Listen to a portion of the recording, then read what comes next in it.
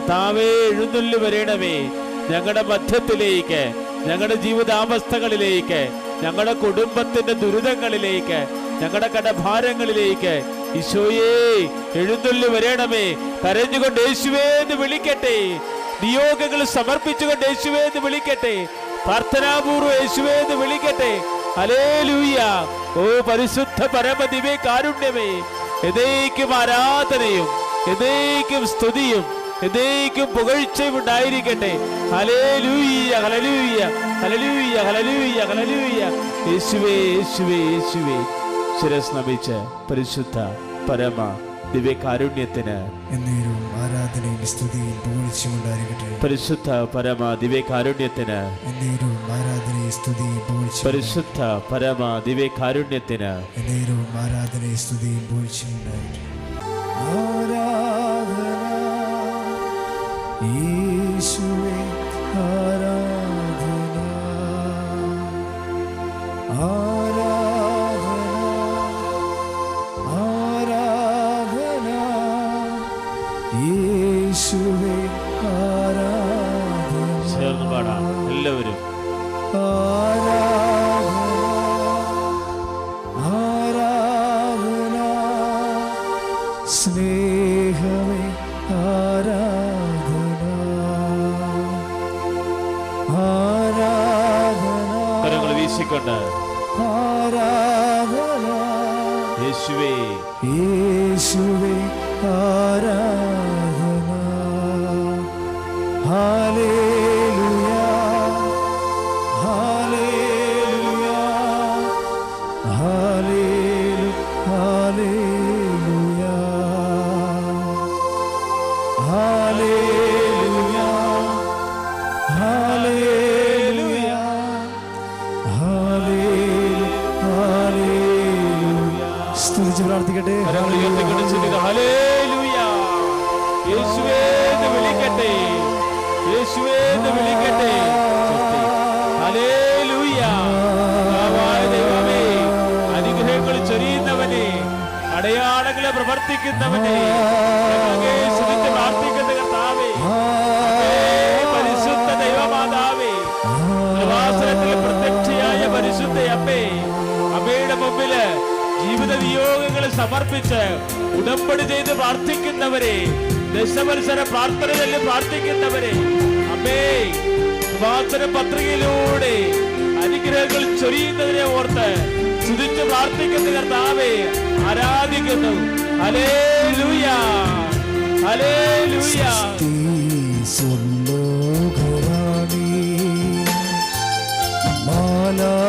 മാലാഖമാരുടെ റാണി, നിന്നിൽ നിന്നാഗതമായി മണ്ണിൽ രക്ഷകദീപം. സ്വസ്തി സ്വർലോകരാണി, മാലാഖമാരുടെ റാണി, നിന്നിൽ നിന്നാഗതമായി മണ്ണിൽ രക്ഷകദീപം. ധന്യേ മഹത്വം പിറന്ന കന്യേ മനോഹരി തായേ, ധന്യേ മഹത്വം പിറന്ന കന്യേ മനോഹരി തായേ, ആമോദമാർന്നു നീ വൽക രക്ഷാസുതത്തിനുറവ,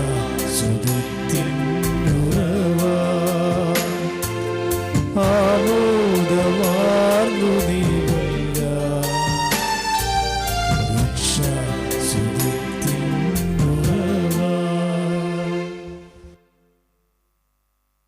പ്രാർത്ഥിക്കുക. അമ്മേ പരിശുദ്ധമ്മേ, അമ്മേ പരിശുദ്ധ അമ്മേ, ദൈവമാതാവേ, കൃപാസനത്തിലൂടെ ഞങ്ങൾക്കും ഞങ്ങളുടെ ദേശത്തിനും അമ്മ മാധ്യസ്ഥം തേടി തന്ന എല്ലാ അനുഗ്രഹങ്ങൾക്കും കൃപകൾക്കും ഞങ്ങളിപ്പോൾ ഹൃദയം നിറഞ്ഞ നന്ദി പറയുന്നു.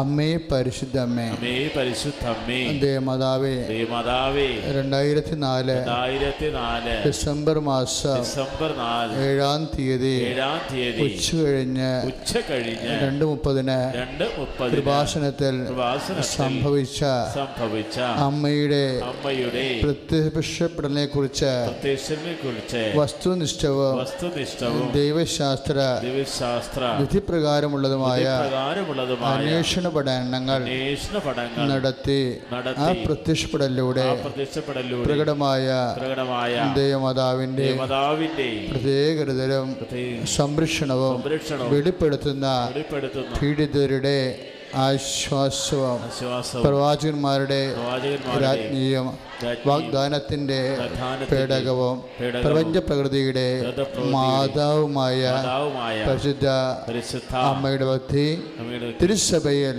കൂടുതൽ പ്രചരിച്ച ജീവിതത്തിന്റെ ദുരന്ത അവസ്ഥകളിൽ അകപ്പെട്ടു കഴിയുന്ന അനേകായിരം മക്കൾക്ക് ദൈവത്തിന്റെ സാന്നിധ്യവും സന്ധിപ്പും കൂടുതൽ അനുഭവിക്കുക വഴി ആത്മീയ വിശുദ്ധിയും ദൈവശുദ്ധിയും കൈവരിക്കുവാൻ ഞങ്ങളുടെ കുടുംബങ്ങളെ ഇടയാക്കണമേ. അമ്മേ പരിശുദ്ധമ്മേ, സർവ്വങ്ങളുടെ രാജ്ഞിയായ അങ്ങേക്ക് ഭൗമ സംരക്ഷണത്തിനായി പ്രപഞ്ച പ്രകൃതിയെ തന്നെ തിരുസഭ പ്രതിഷ്ഠിക്കുവാൻ ഈ പ്രത്യക്ഷീകരണം വഴി ഇടയാക്കണമേ. അമ്മേ പരിശുദ്ധമ്മേ, ജപമാല മാതാവേ, സകല കൃപാസര പ്രാർത്ഥനകളോട് ചേർത്ത് ഞങ്ങളിപ്പോൾ പ്രാർത്ഥിക്കുന്ന ഈ സമൂഹത്തിന്റെ പ്രത്യേക നിയോഗവും ഓരോരുത്തരും അവരവരുടെ നിയോഗങ്ങൾ പരിശുദ്ധ അമ്മ വഴി അൾത്താരയിൽ ജുഡിച്ച് നിൽക്കുന്ന ദിവ്യകാരുണ്യനാഥന് സമർപ്പിക്കുക. അമ്മയുടെ പ്രത്യക്ഷീകരണത്തിന്റെ ഈ അനുഗ്രഹവേളയിൽ ഞങ്ങൾക്ക് സാധിച്ചു തരുവാൻ കഴിയണമേ. ശ്രുതികളുടെ ഹാസ്യറാമേ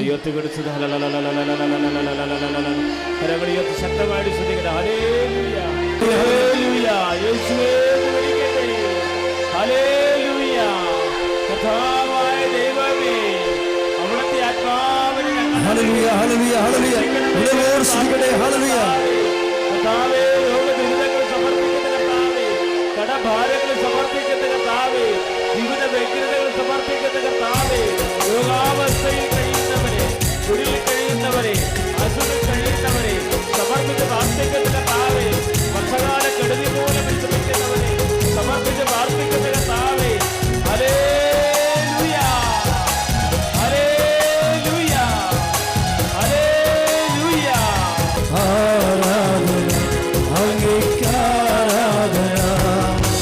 യേശുവേ നാഥ അങ്ങേ ഞങ്ങൾ ആരാധിച്ചിടുന്നിതാ. യേശുവേ നാഥ അങ്ങേ ഞങ്ങൾ പാടി സ്തുതിക്കുന്നിതാ. യേശുവേ നാഥ അങ്ങേ ഞങ്ങൾ ആരാധിച്ചിടുന്നിതാ. യേശുവേ നാഥ അങ്ങേ ഞങ്ങൾ പാടി സ്തുതിക്കുന്നു. കൈകൾ ഉയർത്തിയടിച്ച് ആരാധന അങ്ങേക്കാരാധന ആരാധന അങ്ങേക്കാരാധന ആരാധന അങ്ങേക്കാരാധന ആരാധന അങ്ങേക്കാരാധന. പാവനാത്മാവേ അങ്ങേ ഞങ്ങൾ ആരാധിച്ചിടുന്നിതാ.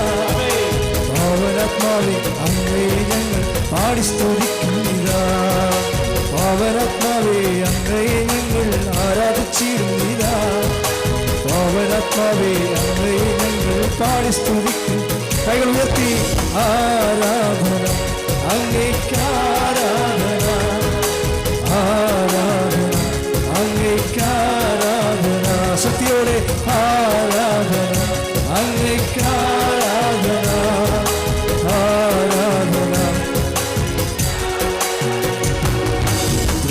ദൈവമേ അങ്ങേ അങ്ങേ ഞങ്ങൾ ആരാധിച്ചിടുന്നിതാ ദൈവമേ അങ്ങേ ഞങ്ങൾ പാടി സ്തുതിക്കും കൈകൾ ഉയർത്തിയടിച്ച് ആരാധന അങ്ങേക്കാരാധന ആരാധന അങ്ങേക്കാരാധന ശക്തിയോടെ ആരാധന അങ്ങേക്കാരാധന ആരാധന അങ്ങേക്കാരാധന ആരാധന അങ്ങേക്കാരാധന ആരാധന അങ്ങേക്കാരാധന ആരാധന അങ്ങേക്കാര കൈകൾ ഉയർത്തിയടിച്ചുകൊണ്ട് ആരാധന അങ്ങേക്കാരാധന ശക്തിയോടെ ആരാധന അങ്ങേ മാധുരം എല്ലാവരും മാറട്ടെ അങ്ങേക്കാരാധന ആരാധന അങ്ങേക്കാരാധന ആരാധന അങ്ങേക്കാരാധന ആരാധന അങ്ങേക്കാരാധന ആരാധന അങ്ങേക്കാരാധന ആരാധന അങ്ങേക്കാരാധന ആരാധന അങ്ങേക്കാരാധന ആരാധന അങ്ങേക്കാരാധന ആരാധന അങ്ങേ രണ്ട് കൈകൾ ഉയർത്തി സ്വരമേറ്റി സ്തുതിക്കട്ടെ ഹല്ലേലൂയ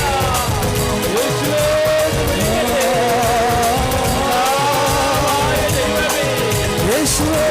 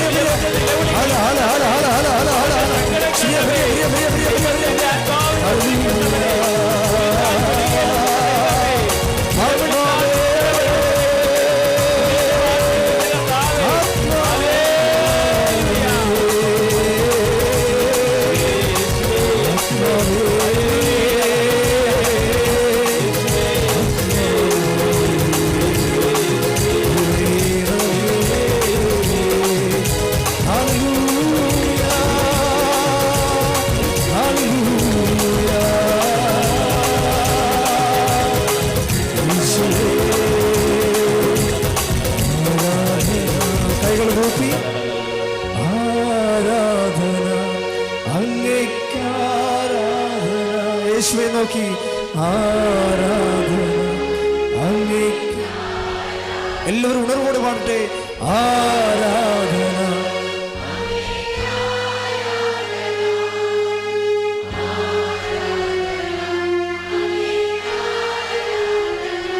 പ്രിയപ്പെട്ടവരെ ലൂക്കായുടെ സുവിശേഷം 18:7 പറയുന്നു, അങ്ങനെയെങ്കിൽ രാവും പകലും തന്നെ വിളിച്ചപേക്ഷിക്കുന്നവർക്ക് അവിടുന്ന് കാലവിളംബം വരുത്തുമോ? ഒന്നേറ്റു പറഞ്ഞ്, അങ്ങനെയെങ്കിൽ തന്നെ വിളിച്ചപേക്ഷിക്കുന്നവർക്ക് ദൈവം കാലവിളംബം വരുത്തുമോ? അപ്പോൾ പലർക്കുമുള്ള ഒരു ചെറിയൊരു ബുദ്ധിമുട്ടാണ് ഈ പ്രാർത്ഥന എപ്പോൾ കേൾക്കും. കാര്യം സാക്ഷ്യങ്ങൾ കേട്ടപ്പോൾ നിങ്ങൾക്ക് മനസ്സിലായി ഇത് പറ്റിയ സ്ഥലമാണ്. കർത്താവ് ഇവിടെ പരിശുദ്ധ അമ്മ വഴി പത്രമായാലും ഒലിവെണ്ണയായാലും ക്യാൻസർ പോലും സുഖപ്പെട്ട ഹൃദയത്തിൻ്റെ ആ കുഞ്ഞിൻ്റെ ഹൃദയത്തിൻ്റെ അസുഖം സുഖപ്പെട്ട് എത്ര നിഗൂഢമായ ലക്ഷങ്ങൾ മുടക്കേണ്ടി വന്ന ആൾ നഷ്ടപ്പെട്ടു പോണതായാലും ഇവിടെ വന്നു കയറാനിടയായാൽ അമ്മ തീർച്ചയായിട്ടും ജീവനെ സംരക്ഷിക്കുമെന്ന് നമ്മൾ സാക്ഷ്യം കേട്ട് കൈയടിച്ച് കർത്താവിന് മഹത്വപ്പെടാം. ഇനിയും ഒരു 10 സാക്ഷ്യം പറയാനുണ്ട്. ഇന്ന് 31 സാക്ഷ്യമാണ് പറഞ്ഞത്. ഞാൻ സൈൻ ചെയ്ത് കൊടുത്തത് എത്ര പറഞ്ഞെന്ന് എനിക്കറിയത്തില്ല. 10 വേറെ പറയാറുണ്ട്. പറയാനുള്ള കക്ഷികളെല്ലാവരും കൃത്യമായിട്ടും അത് പറഞ്ഞിരിക്കണം. കാരണം ദൈവം ദൈവത്തെ മഹത്വപ്പെടുത്താൻ ദൈവം നൽകുന്ന അവസരമാണ്. ഒരുപക്ഷെ ജീവിതത്തിലെ ഏറ്റവും വലിയ ഒരു മനുഷ്യന് ഒരു വിശ്വാസിക്ക് ചെയ്യാവുന്ന കാര്യം ദൈവത്തെ മഹത്വപ്പെടുത്തുക. ഈശോ തന്നെ ആ കാര്യത്തിൽ 2 പക്ഷമില്ലാത്ത ആളാണ്. പിതാവേ, ഞാൻ ഭൂമിയിൽ എനിക്ക് തന്ന ജീവിതം എന്തിനാണ്? അങ്ങയെ ഞാൻ മഹത്വപ്പെടുത്തിയെന്ന്. Price the Lord. കാരണം എന്തിനാണ്? ദൈവത്തെ നമ്മൾ മഹത്വപ്പെടുത്തിയാൽ എന്ത് സംഭവിക്കുമെന്ന് ഈശോ പറയുന്നുണ്ട്. എന്താണ്? അങ്ങേ പക്കൽ എന്നെ മഹത്വപ്പെടുത്തണമേ. Price the Lord. അപ്പം നമ്മുടെ നിത്യരക്ഷ പോലും അച്ചാരം ഉറപ്പിക്കുന്നതാണ് മനുഷ്യൻ്റെ മുമ്പിൽ എന്നെ ഏറ്റുപറയുന്ന. അത് ശരിക്കും പറഞ്ഞാൽ യോഹന്നാൻ്റെ സുവിശേഷം 17:4 അതുപോലെ തന്നെ മത്തായി 10:42 മനുഷ്യരുടെ മുമ്പിൽ എന്നെ ഏറ്റുപറയുന്നവനെ എൻ്റെ സ്വർഗസ്ഥനായ പിതാവിൻ്റെ മുമ്പിൽ ഞാനും ഏറ്റുപറയും. Price the Lord. ഇത് 2 ലിങ്കാണ് വചനം 2. അതായത് 10:42 എന്താ പറയണത്? മത്തായിയുടെ സുവിശേഷം എന്നേറ്റ് പറഞ്ഞ് മനുഷ്യരുടെ മുമ്പിൽ എന്നെ ഏറ്റുപറയുന്നവനെ സ്വർഗസ്ഥനായ എൻ്റെ പിതാവിൻ്റെ മുമ്പിൽ ഞാനും ഏറ്റുപറയും. അത് തന്നെയല്ലേ യോഹന്നാൻ്റെ സുവിശേഷത്തിലെ മത്തായി ശ്ലീഹാ സുവിശേഷം എഴുതിയിട്ട് 60 കൊല്ലം കഴിഞ്ഞാണ് യോഹന്നാൻ ശ്ലീഹാ സുവിശേഷം എഴുതിയത്. അപ്പോഴും 17:4 എഴുതിയിരിക്കുന്നത് എന്താണ്? മനുഷ്യരുടെ മുമ്പിൽ മത്തായി ശ്ലീഹ പറഞ്ഞ സത്യമാണ്. മനുഷ്യരുടെ മുമ്പിൽ യേശുവിനെ ഏറ്റുപറഞ്ഞാൽ ദൈവപിതാവിൻ്റെ മുമ്പിൽ യേശുവും നമ്മൾ ഏറ്റുപറയുമെന്ന്. അപ്പോൾ സാക്ഷ്യം പറയാൻ ബുദ്ധിമുട്ടാകുകയോ അല്ലെങ്കിൽ സമയം കിട്ടാതെ വന്ന മനുഷ്യരെ അയ്യോ ഇന്ന് കിട്ടിയില്ലല്ല ഇനി ഒരിക്കലും പറയണ്ട എന്ന് ചിന്തിക്കരുത്. കാരണം നിങ്ങളുടെ നിത്യരക്ഷയ്ക്ക് പോലും ഉറപ്പ് നൽകുന്നതാണ് ദൈവത്തെ മഹത്വപ്പെടുത്തുക. ഏറ്റുപറഞ്ഞ കർത്താവ് ദൈവമേ, ഇന്ന് സാക്ഷ്യം പറഞ്ഞവരെ പോലെ ഞങ്ങൾക്കും കർത്താവിൻ്റെ അൾത്താരയിലെ കയറി നിന്ന് സാക്ഷ്യപ്പെടുത്തി ദൈവത്തെ മഹത്വപ്പെടുത്തുവാൻ സഹായിക്കണമേ.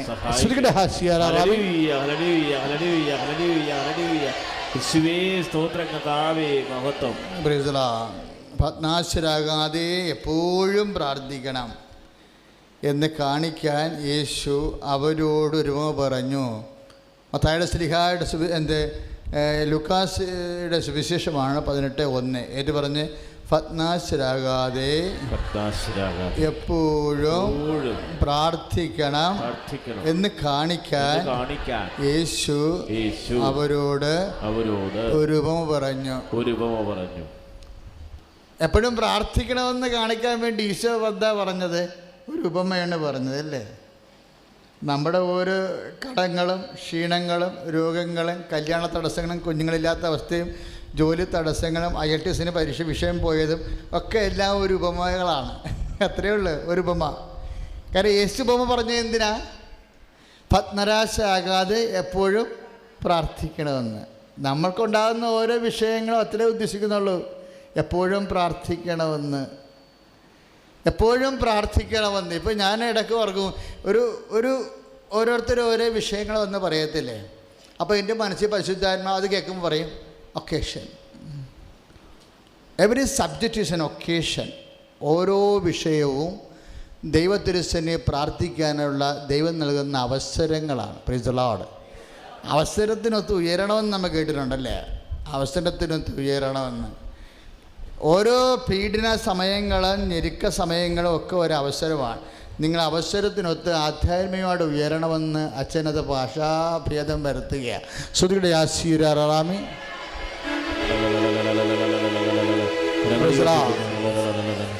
എന്നിട്ട് ഇപ്പോൾ ഈ 18:1 ഭഗ്നാശരാകാതെ ലുക്കായുടെ സുവിശേഷം ഭഗ്നാശരാകാതെ എപ്പോഴും പ്രാർത്ഥിക്കണമെന്ന് കാണിക്കാൻ അവരോട് യേശുവിൻ്റെ കാലത്ത് ഉപമയാണ് പറഞ്ഞതെങ്കിൽ നമ്മുടെ കാലത്ത് അതിന് പകരം ഉള്ളത് എന്താണ്? നമ്മുടെ രോഗങ്ങൾ, ഭാരങ്ങൾ, ക്ഷീണങ്ങൾ, കടങ്ങളൊക്കെയാണ്. കടങ്ങളും ജപ്തി നടപടി വരുമ്പോഴും എന്താണ് പറയണത്? അത് 18:1 തിരിച്ചറിയണം. ഒരു ജപ്തി നടപടി വന്ന് അപ്പോഴും പറയണം, അല്ലെങ്കിൽ നിങ്ങളുടെ വിസ റിജക്റ്റ് ചെയ്ത് അപ്പോഴും നിങ്ങൾ ഉടനെ പറയണം ഇത് 18:1.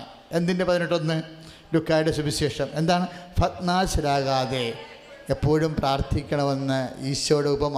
ഇക്കാലങ്ങളിലുള്ള ഈ വർത്തമാന കാലത്ത് ഉള്ള കർത്താവിൻ്റെ ഉപമയായി നിൻ്റെ ജീവിത പ്രശ്നങ്ങളെ കാണാൻ കർത്താവ് ആഗ്രഹിക്കുന്നു. കൈ അടിച്ച് കർത്താവ് ചുടലി.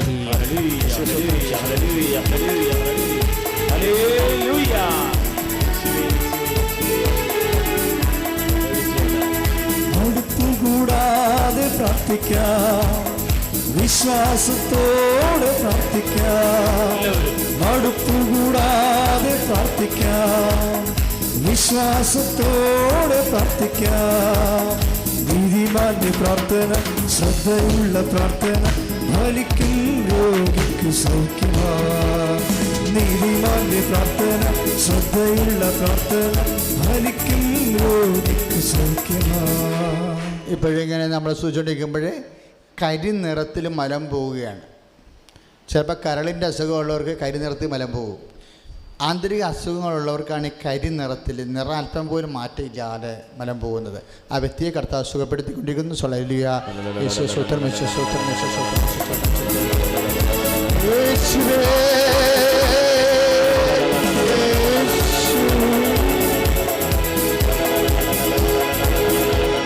പ്രാർത്ഥിക്കാം, ആത്മാവിൽ ആരാധിക്കാം കർത്താവേ, നല്ലവൻ അവൻ വല്ലവൻ.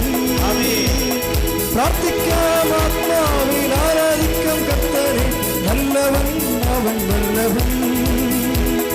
വിടുതൽ എന്ന് പ്രാപിക്കാം, വിടുതൽ എന്ന് പ്രാപിക്കാം. ആരാധിക്കുമ്പോൾ വിടുതൽ, ആരാധിക്കുമ്പോൾ സൗഖ്യം, ആരാധിക്കുമ്പോൾ വിടുതൽ, ആരാധിക്കുമ്പോൾ സൗഖ്യം. ഈശോ അത് കഴിഞ്ഞ് പറയണത് എന്താണെന്നറിയോ? ഈ ലൂക്കാ 18:1 കഴിഞ്ഞിട്ട് രണ്ടാമത്തത്, ദൈവത്തെ ഭയപ്പെടാത്ത മനുഷ്യനെ മാനിക്കാത്ത ഒരു ന്യായാധിപനുണ്ടായിരുന്നു. ദിവസം ഒരു സാധു വിധവ വന്ന് അവനോട് പറഞ്ഞു, യജമാനെ എനിക്ക് നീതി നടത്തി തരണമേ. എന്താ കാര്യം? അവരുടെ സ്ഥലം ആരും കൈകേറിയതാണ് കാര്യം. അപ്പോൾ യജമാനൻ തുള്ളി വിചാരിച്ചു, ഞാൻ ദൈവത്തെ ഭയപ്പെടുന്നില്ല, മനുഷ്യനെ മാനിക്കണില്ല. പക്ഷേ ഇവള് ഈ വിധവ വന്ന് എപ്പോഴും എന്നെ ശല്യപ്പെടുത്തിക്കൊണ്ടിരിക്കുന്നത് കൊണ്ട് ഞാൻ അവൾക്ക് നീതി നടത്തി കൊടുക്കും. ശല്യം നിരന്തരം ശല്യപ്പെടുത്തിയ നീതി നടത്തിക്കൊടുക്കും. അപ്പോൾ ഈശോ പറയണത്, ഈ ന്യായാധിപൻ ദൈവത്തെ ഭയപ്പെടാത്ത മനുഷ്യനെ മാനിക്കാത്ത ഈ മനുഷ്യൻ പറഞ്ഞത് കേട്ടില്ലേ? അങ്ങനെയെങ്കിൽ ചാവും പകരം തന്നെ വിളിച്ച് അപേക്ഷിക്കുന്നവർക്ക് ദൈവം നീതി നടത്തി കൊടുക്കാതിരിക്കുമോ? Praise the Lord. നമ്മളെന്തെല്ലാം പ്രാർത്ഥന, ഉടമ്പടി പ്രാർത്ഥന അല്ലേ, പ്രത്യക്ഷീകരണ പ്രാർത്ഥന, എല്ലാ പ്രാർത്ഥനയും പവറല്ലേ? ഏത് പ്രാർത്ഥനയ്ക്കാണ് ഒരു പവറില്ലാത്തത്? എല്ലാ പ്രാർത്ഥനയും പവറാണ്. പ്രത്യക്ഷീകരണ പ്രാർത്ഥന, ഉടമ്പടി പ്രാർത്ഥന, പ്രൊമോട്ട് ചെയ്യുന്ന അഖണ്ഡ ജപമാല, പത്രം, ഒലിവെണ്ണ, മൊത്തത്തിനും പവറിങ്ങനെ നിറഞ്ഞു നിൽക്കുക. ഓരോ മനുഷ്യന്മാരുടെ ഓരോരോ അവസ്ഥകളിലെ എല്ലാ അവസ്ഥകളിലേക്കും ഏതൊരു സാഹചര്യങ്ങളിലേക്കും മാതാവിൻ്റെ സാന്നിധ്യമായി കൂടെ വരാൻ വേണ്ടി മാത്രം കൃപാസനത്തിലെ അമ്മ മാതാവ് അടയാളം കാണിക്കുന്നതാണ് നമ്മൾ സാക്ഷ്യങ്ങളിലൂടെ കേട്ടത്. ഇപ്പോഴെന്താ പറയണത്? അത് നമ്മൾ നിരന്തരം രാവും പകലും പ്രാർത്ഥിക്കുകയാണ് ഓരോ കാര്യത്തിന് വേണ്ടി. ഇപ്പോഴെന്താണ് ലൂക്കായുടെ സുവിശേഷത്തിൽ നമ്മൾ വായിച്ചത്? ദൈവത്തെ ഭയപ്പെടാത്ത മനുഷ്യനെ മാനിക്കാത്തൊരു ന്യായാധിപനുണ്ടായിരുന്നു. ദിവസം ഒരു സാധു വിധവ വന്ന് അവനോട്, യജമാന് നീതി നടത്തി തരണമേ, കാരണം ഞാൻ വിധവയാണ്, എനിക്ക് പറയാനും ചോദിക്കാനും അന്വേഷിക്കാനും ആരില്ല, നീ മാത്രമേ ഉള്ളൂ, അതുകൊണ്ട് നീതി നടത്തി തരണമേ. അപ്പോൾ അയാൾ പറഞ്ഞു, ഞാൻ അങ്ങനെ ദൈവത്തെ ഭയപ്പെടുന്നില്ല, മനുഷ്യനെ മാനിക്കുന്നില്ല, പക്ഷേ ഇവർ ശല്യപ്പെടുത്തിക്കൊണ്ടിരിക്കുന്നതുകൊണ്ട് ഞാൻ നീതി നടത്തി കൊടുക്കും. എന്നിട്ട് ഈ ഒരു സംഭവത്തെ എടുത്തിട്ട് ഹെറോദേസ് അർക്കലാവോസിൻ്റെ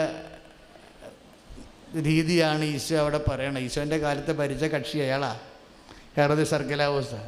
അയാൾ ആരെയും മൈൻഡ് ചെയ്യത്തില്ലായിരുന്നു, ദൈവഭയമില്ലാത്തൊരു മനുഷ്യനായിരുന്നു. അയാളുടെ സ്വന്തം കാര്യവും കസേരയും അധികാരമൊക്കെ നോക്കത്തുള്ളൂ. അത്രയും നിർദ്ദയനായൊരു മനുഷ്യൻ്റെ ഒത്തിരിയേറെ ആ കാലങ്ങളിലെ വിധവകൾക്ക് പോലും ഒരു സുരക്ഷിതമില്ലാത്ത കാലത്തിലാണ് ഈശോ സുവിശേഷ വേല ചെയ്തത്. കർത്താവ് അതെല്ലാം മനുഷ്യൻ്റെ വേദനകളും ആന്തരികമായ സംഘർഷങ്ങളെല്ലാം കണ്ട് മനസ്സിലാക്കി കണ്ണുനീര് നിറഞ്ഞാണ് വചനം എഴുതുന്നത്. ദൈവത്തെ ഭയപ്പെടാത്ത, മനുഷ്യനെ മാനിക്കാത്ത ന്യായാധിപൻ, അവന് പോലും മനസ്സറിഞ്ഞെങ്കിൽ രാവും പകലും തന്നെ വിളിച്ചപേക്ഷിക്കുന്ന തൻ്റെ പ്രിയപ്പെട്ടവർക്ക് ദൈവം നീതി നടത്തി കൊടുക്കാതിരിക്കുമോ? ഒരു ചോദ്യമുണ്ട് ഈശോയുടെ. എന്താണ്? അതിന് കാലവിളംബം കാണിക്കുമോ എന്ന്. നമ്മുടെ പ്രശ്നം അതാണല്ലോ. അല്ല, സാക്ഷ്യങ്ങളെല്ലാം ശരിയാണ്, എൻ്റെ കാര്യത്തിന് എപ്പോഴാണ് സമാധാനം ഉണ്ടാകണത്? ഇല്ലേ? സാക്ഷ്യങ്ങളെല്ലാം ശരിയാണ്, പക്ഷേ എൻ്റെ കാര്യത്തിന് എപ്പോഴാണ് ഒരു സമാധാനം ഉണ്ടാകണത്? അതിനെന്താണ് ഈ കാലവിളംബം വരണത്? എന്താണ് കാലവിളംബം എന്ന് വെച്ചാൽ സമയദൈർഘ്യം വരണത്. കർത്താവിൻ്റെ കാലവിളംബം വരത്തില്ല എന്നാണ് ഈശോൻ്റെ വചനം പറയുന്നത്. പക്ഷേ നമ്മൾ പത്രോസിൻ്റെ ലേഖനങ്ങൾ വായിക്കുമ്പോഴേ നമുക്ക് വേണമെങ്കിൽ ദൈവത്തിൻ്റെ കാലവിളംബത്തെ കട്ട് ചെയ്യാമെന്ന് പത്രോസ് പറയുന്നുണ്ട്. That's my point. ഈ ദിവസങ്ങളിൽ ധ്യാനിച്ചപ്പോൾ കിട്ടിയതാണ്.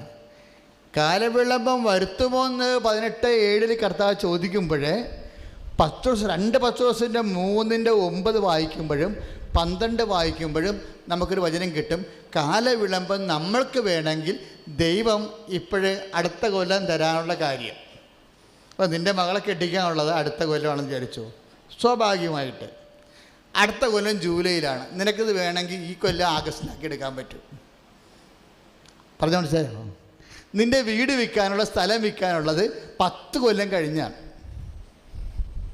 അതിൻ്റെ ഭാഗം ഉടമ്പടിയും നൂലാമാലകളും എല്ലാം കഴിഞ്ഞ് എല്ലാം നിൻ്റെ കൈ കിട്ടിക്കഴിഞ്ഞിട്ട് നിനക്കത് വിറ്റ് നിൻ്റെ മകളുടെ കല്യാണം നടത്താൻ കഴിയണമെങ്കിൽ സ്വാഭാവികമായിട്ട് 10 കൊല്ലം എടുക്കുമെന്ന് വിചാരിച്ചു.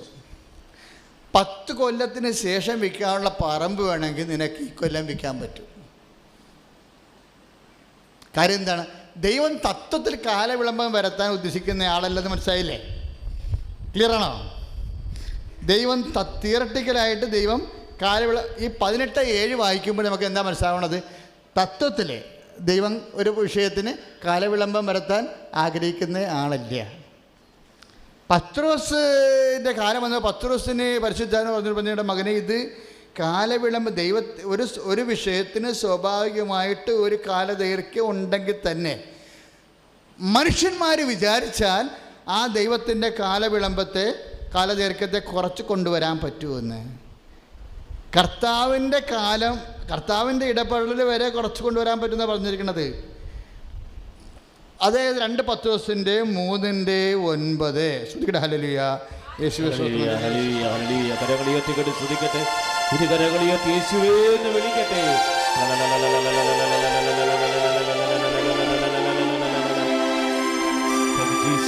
Price the Lord. 2 പത്രോസ് 3:9. കാലവിളംബത്തെക്കുറിച്ച് ചിലർ വിചാരിക്കുന്ന പോലെ കർത്താവ് തൻ്റെ വാഗ്ദാനങ്ങൾ പാലിക്കുന്നതിൽ താമസം വരുത്തുന്നില്ല. Price the Lord. ഇത് മറന്നു പോകരുത് കേട്ടോ. ഈ വചനം എന്താണ്? 3:9. 2 പത്രോസ് 3:9 ഒന്ന് പറഞ്ഞ് കാലവിളംബത്തെക്കുറിച്ച് ചിലർ വിചാരിക്കുന്ന പോലെ കർത്താവ് തന്റെ വാഗ്ദാനങ്ങൾ പാലിക്കുന്നതിൽ താമസം വരുത്തുന്നില്ല. Price the Lord. ഇപ്പൊ പത്രോസ് പറയുമ്പോൾ എന്താ പറയാമോ? പിന്നെ താമസം വരുത്തുന്നത് ആരാ? നമ്മളാണെന്ന് പറയുന്നത്. പിടിയോ? കർത്താവ് കാലവിളംബം വരുത്തുമോ എന്ന് 18:7 ചോദിച്ചിട്ട് 2 ലൂക്കായിൽ ചോദിച്ചിട്ട് 2 പത്രോസിൻ്റെ 3:9 പറയുന്നു കർത്താവ് കാലവിളംബം വരുത്തത്തില്ല. അതാണ് നമ്മൾ വായിച്ചത്. അതായത് കാലവിളംബത്തെക്കുറിച്ച് ചിലർ വിചാരിക്കുന്ന പോലെ 2 പത്രോസ് 3:9 കർത്താവ് തൻ്റെ വാഗ്ദാനങ്ങൾ ഏറ്റു പറഞ്ഞ് പാലിക്കുന്നതിൽ താമസം വരുത്തുന്നില്ല. ക്ലിയർ അല്ലേ? ഇല്ലേ? അപ്പോൾ പിന്നെ ആരാണ് താമസം വരുത്തണത്? അതാണ് പ്രശ്നം. പിന്നെ ആരാണ് ഈ താമസം വരുത്തണത്? പറഞ്ഞുതരാം. കർത്താവ് തൻ്റെ വാഗ്ദാനങ്ങളിൽ പാലിക്കുന്നതിൽ താമസം വരുത്തുന്നില്ല. ആരും നശിച്ചു പോകാതെ എല്ലാവരും അനുദപിക്കണമെന്ന് അവിടുന്ന് ആഗ്രഹിക്കുന്നു. അതുകൊണ്ടാണ് പ്രശ്നം. കാലവിളംബം വരണത് എന്താ? അനുതാപം താമസിക്കുമ്പോഴാണ് കാലവിളംബം വരണത്. It's A very serious thing. പറഞ്ഞ മനസ്സിലായില്ലേ? നമ്മളുടെ മകളുടെ കല്യാണമായാലും ഭർത്താവിൻ്റെ മദ്യപാനമായാലും ഈ രാവും പകലും തന്നെ വിളിച്ച് അപേക്ഷിക്കുന്നവർക്ക് ദൈവം കാലവിളംബം വരുത്തുമോ എന്ന് ചോദിക്കുമ്പോൾ തിയററ്റിക്കലായിട്ട് ദൈവം വെച്ച് താമസിപ്പിക്കുന്ന ആളല്ലെന്ന് മനസ്സിലായില്ലേ? പിന്നെ അത് 2 പത്രോസ് 3:9 വായിക്കുമ്പോൾ എന്താ പറയണത്? ദൈവം വാഗ്ദാനങ്ങളിൽ വിശ്വസ്തനാണ്, ദൈവം വെച്ച് താമസിപ്പിക്കുന്നയാളല്ലെന്ന് വീണ്ടും അസന്നിഗ്ധമായിട്ട് വചനം പ്രഖ്യാപിക്കുകയാണ്. പക്ഷേ എന്തുകൊണ്ട് പിന്നെ താമസിക്കുന്നു അനുഗ്രഹങ്ങൾ? അതാണ് അതിൻ്റെ താഴെയുള്ളത്. ഈ വചനമൊന്നും മറന്നു പോകരുത് കേട്ടോ. കർത്താവ് തൻ്റെ വാഗ്ദാനങ്ങൾ പാലിക്കുന്നതിൽ താമസം വരുത്തുന്നില്ല. പിന്നെന്താ പ്രശ്നം? ആരും നശിച്ചു പോകാതെ, എന്ന് പറഞ്ഞേ, ആരും നശിച്ചു പോകാതെ എല്ലാവരും അനുദപിക്കണമെന്ന് അവിടുന്ന് ആഗ്രഹിക്കുന്നത് കൊണ്ട് നിങ്ങളുടെ ദീർഘക്ഷമ കാണിക്കുന്നുവെന്നേ ഉള്ളൂ. അപ്പം കാലവിളംബം ദൈവത്തിൻ്റെ ദീർഘക്ഷമയാണെന്നാണ് പറയണത്. എന്താ കാര്യം? ഞാനും നിങ്ങളും അനുദപിക്കാൻ, വിശുദ്ധീകരിക്കാൻ വേണ്ടി നമ്മൾ ദൈവം കാത്തിരിക്കുകയാണ്. അതായത് ഒരു പ്രാർത്ഥനയുടെ ഉത്തരം നമ്മളുടെ കോർട്ടിലാണ് ഇപ്പം ബോർഡ് കിടക്കുന്നത്. കാരണം അനുദപിക്കണമെന്ന് ആഗ്രഹിക്കുന്നു. എന്നിട്ട് ഉടനെ പറഞ്ഞിട്ടുണ്ട്, വാഗ്ദാനം പാലിക്കുന്നത് താമസം വരുത്തുന്നില്ല, ആരും നശിച്ചു പോകാതെ എല്ലാവരും അനുദപിക്കണമെന്ന് അവിടുന്ന് ആഗ്രഹിക്കുന്നു. അപ്പം അനുതാപമാണ്. ഈ വചനങ്ങളെല്ലാം ഭയങ്കര സ്ട്രിക്റ്റ്ലി ലിങ്ക്ഡാണ്. അതായത് ഇപ്പോൾ ജോഷുവയിലൊക്കെ പറയുന്നില്ലേ, നിങ്ങൾ പശ്ചാത്തപിക്കുവിൻ, നാളെയും നിങ്ങളുടെ ഇടയിൽ കർത്താവ് അത്ഭുതം പ്രവർത്തിക്കും. ഇപ്പം എന്നാ പറ്റിയെന്നറിയാവോ? ഇപ്പം താഴെ ഒരു വചനമുണ്ട്, അതായത് ഇവയെല്ലാം നശ്വരമാകിയാൽ വിശുദ്ധിയോടും ദൈവത്തിൻ്റെ ആകാശം തീയിൽ വെന്ത് നശിക്കുകയും, ശ്രദ്ധിക്കുക, 2 പത്രോസ് 3:12, ആകാശം തീയിൽ വെന്ത് നശിക്കുകയും മൂലപദാർത്ഥങ്ങൾ വെന്തുരുകയും ചെയ്യുന്നു. ദൈവത്തിൻ്റെ ആഗമന ദിനത്തെ പ്രതീക്ഷിക്കുകയും ത്വരിതപ്പെടുത്തുകയും ചെയ്യുവിൻ. Price the Lord. കർത്താവിൻ്റെ ആഗമനം, ഈ അനുഗ്രഹം എന്ന് പറയുന്നത് നമുക്കറിയാം. എപ്പോഴും സഭ 2 തരം പരീക്ഷ പറയും. ഒന്ന് ഇമ്മീഡിയറ്റ് പരീക്ഷ, പെട്ടെന്നുള്ള ഇടപെടൽ, പിന്നീട് നിത്യതയിലെ ഇടപെടൽ എന്ന് പറയും.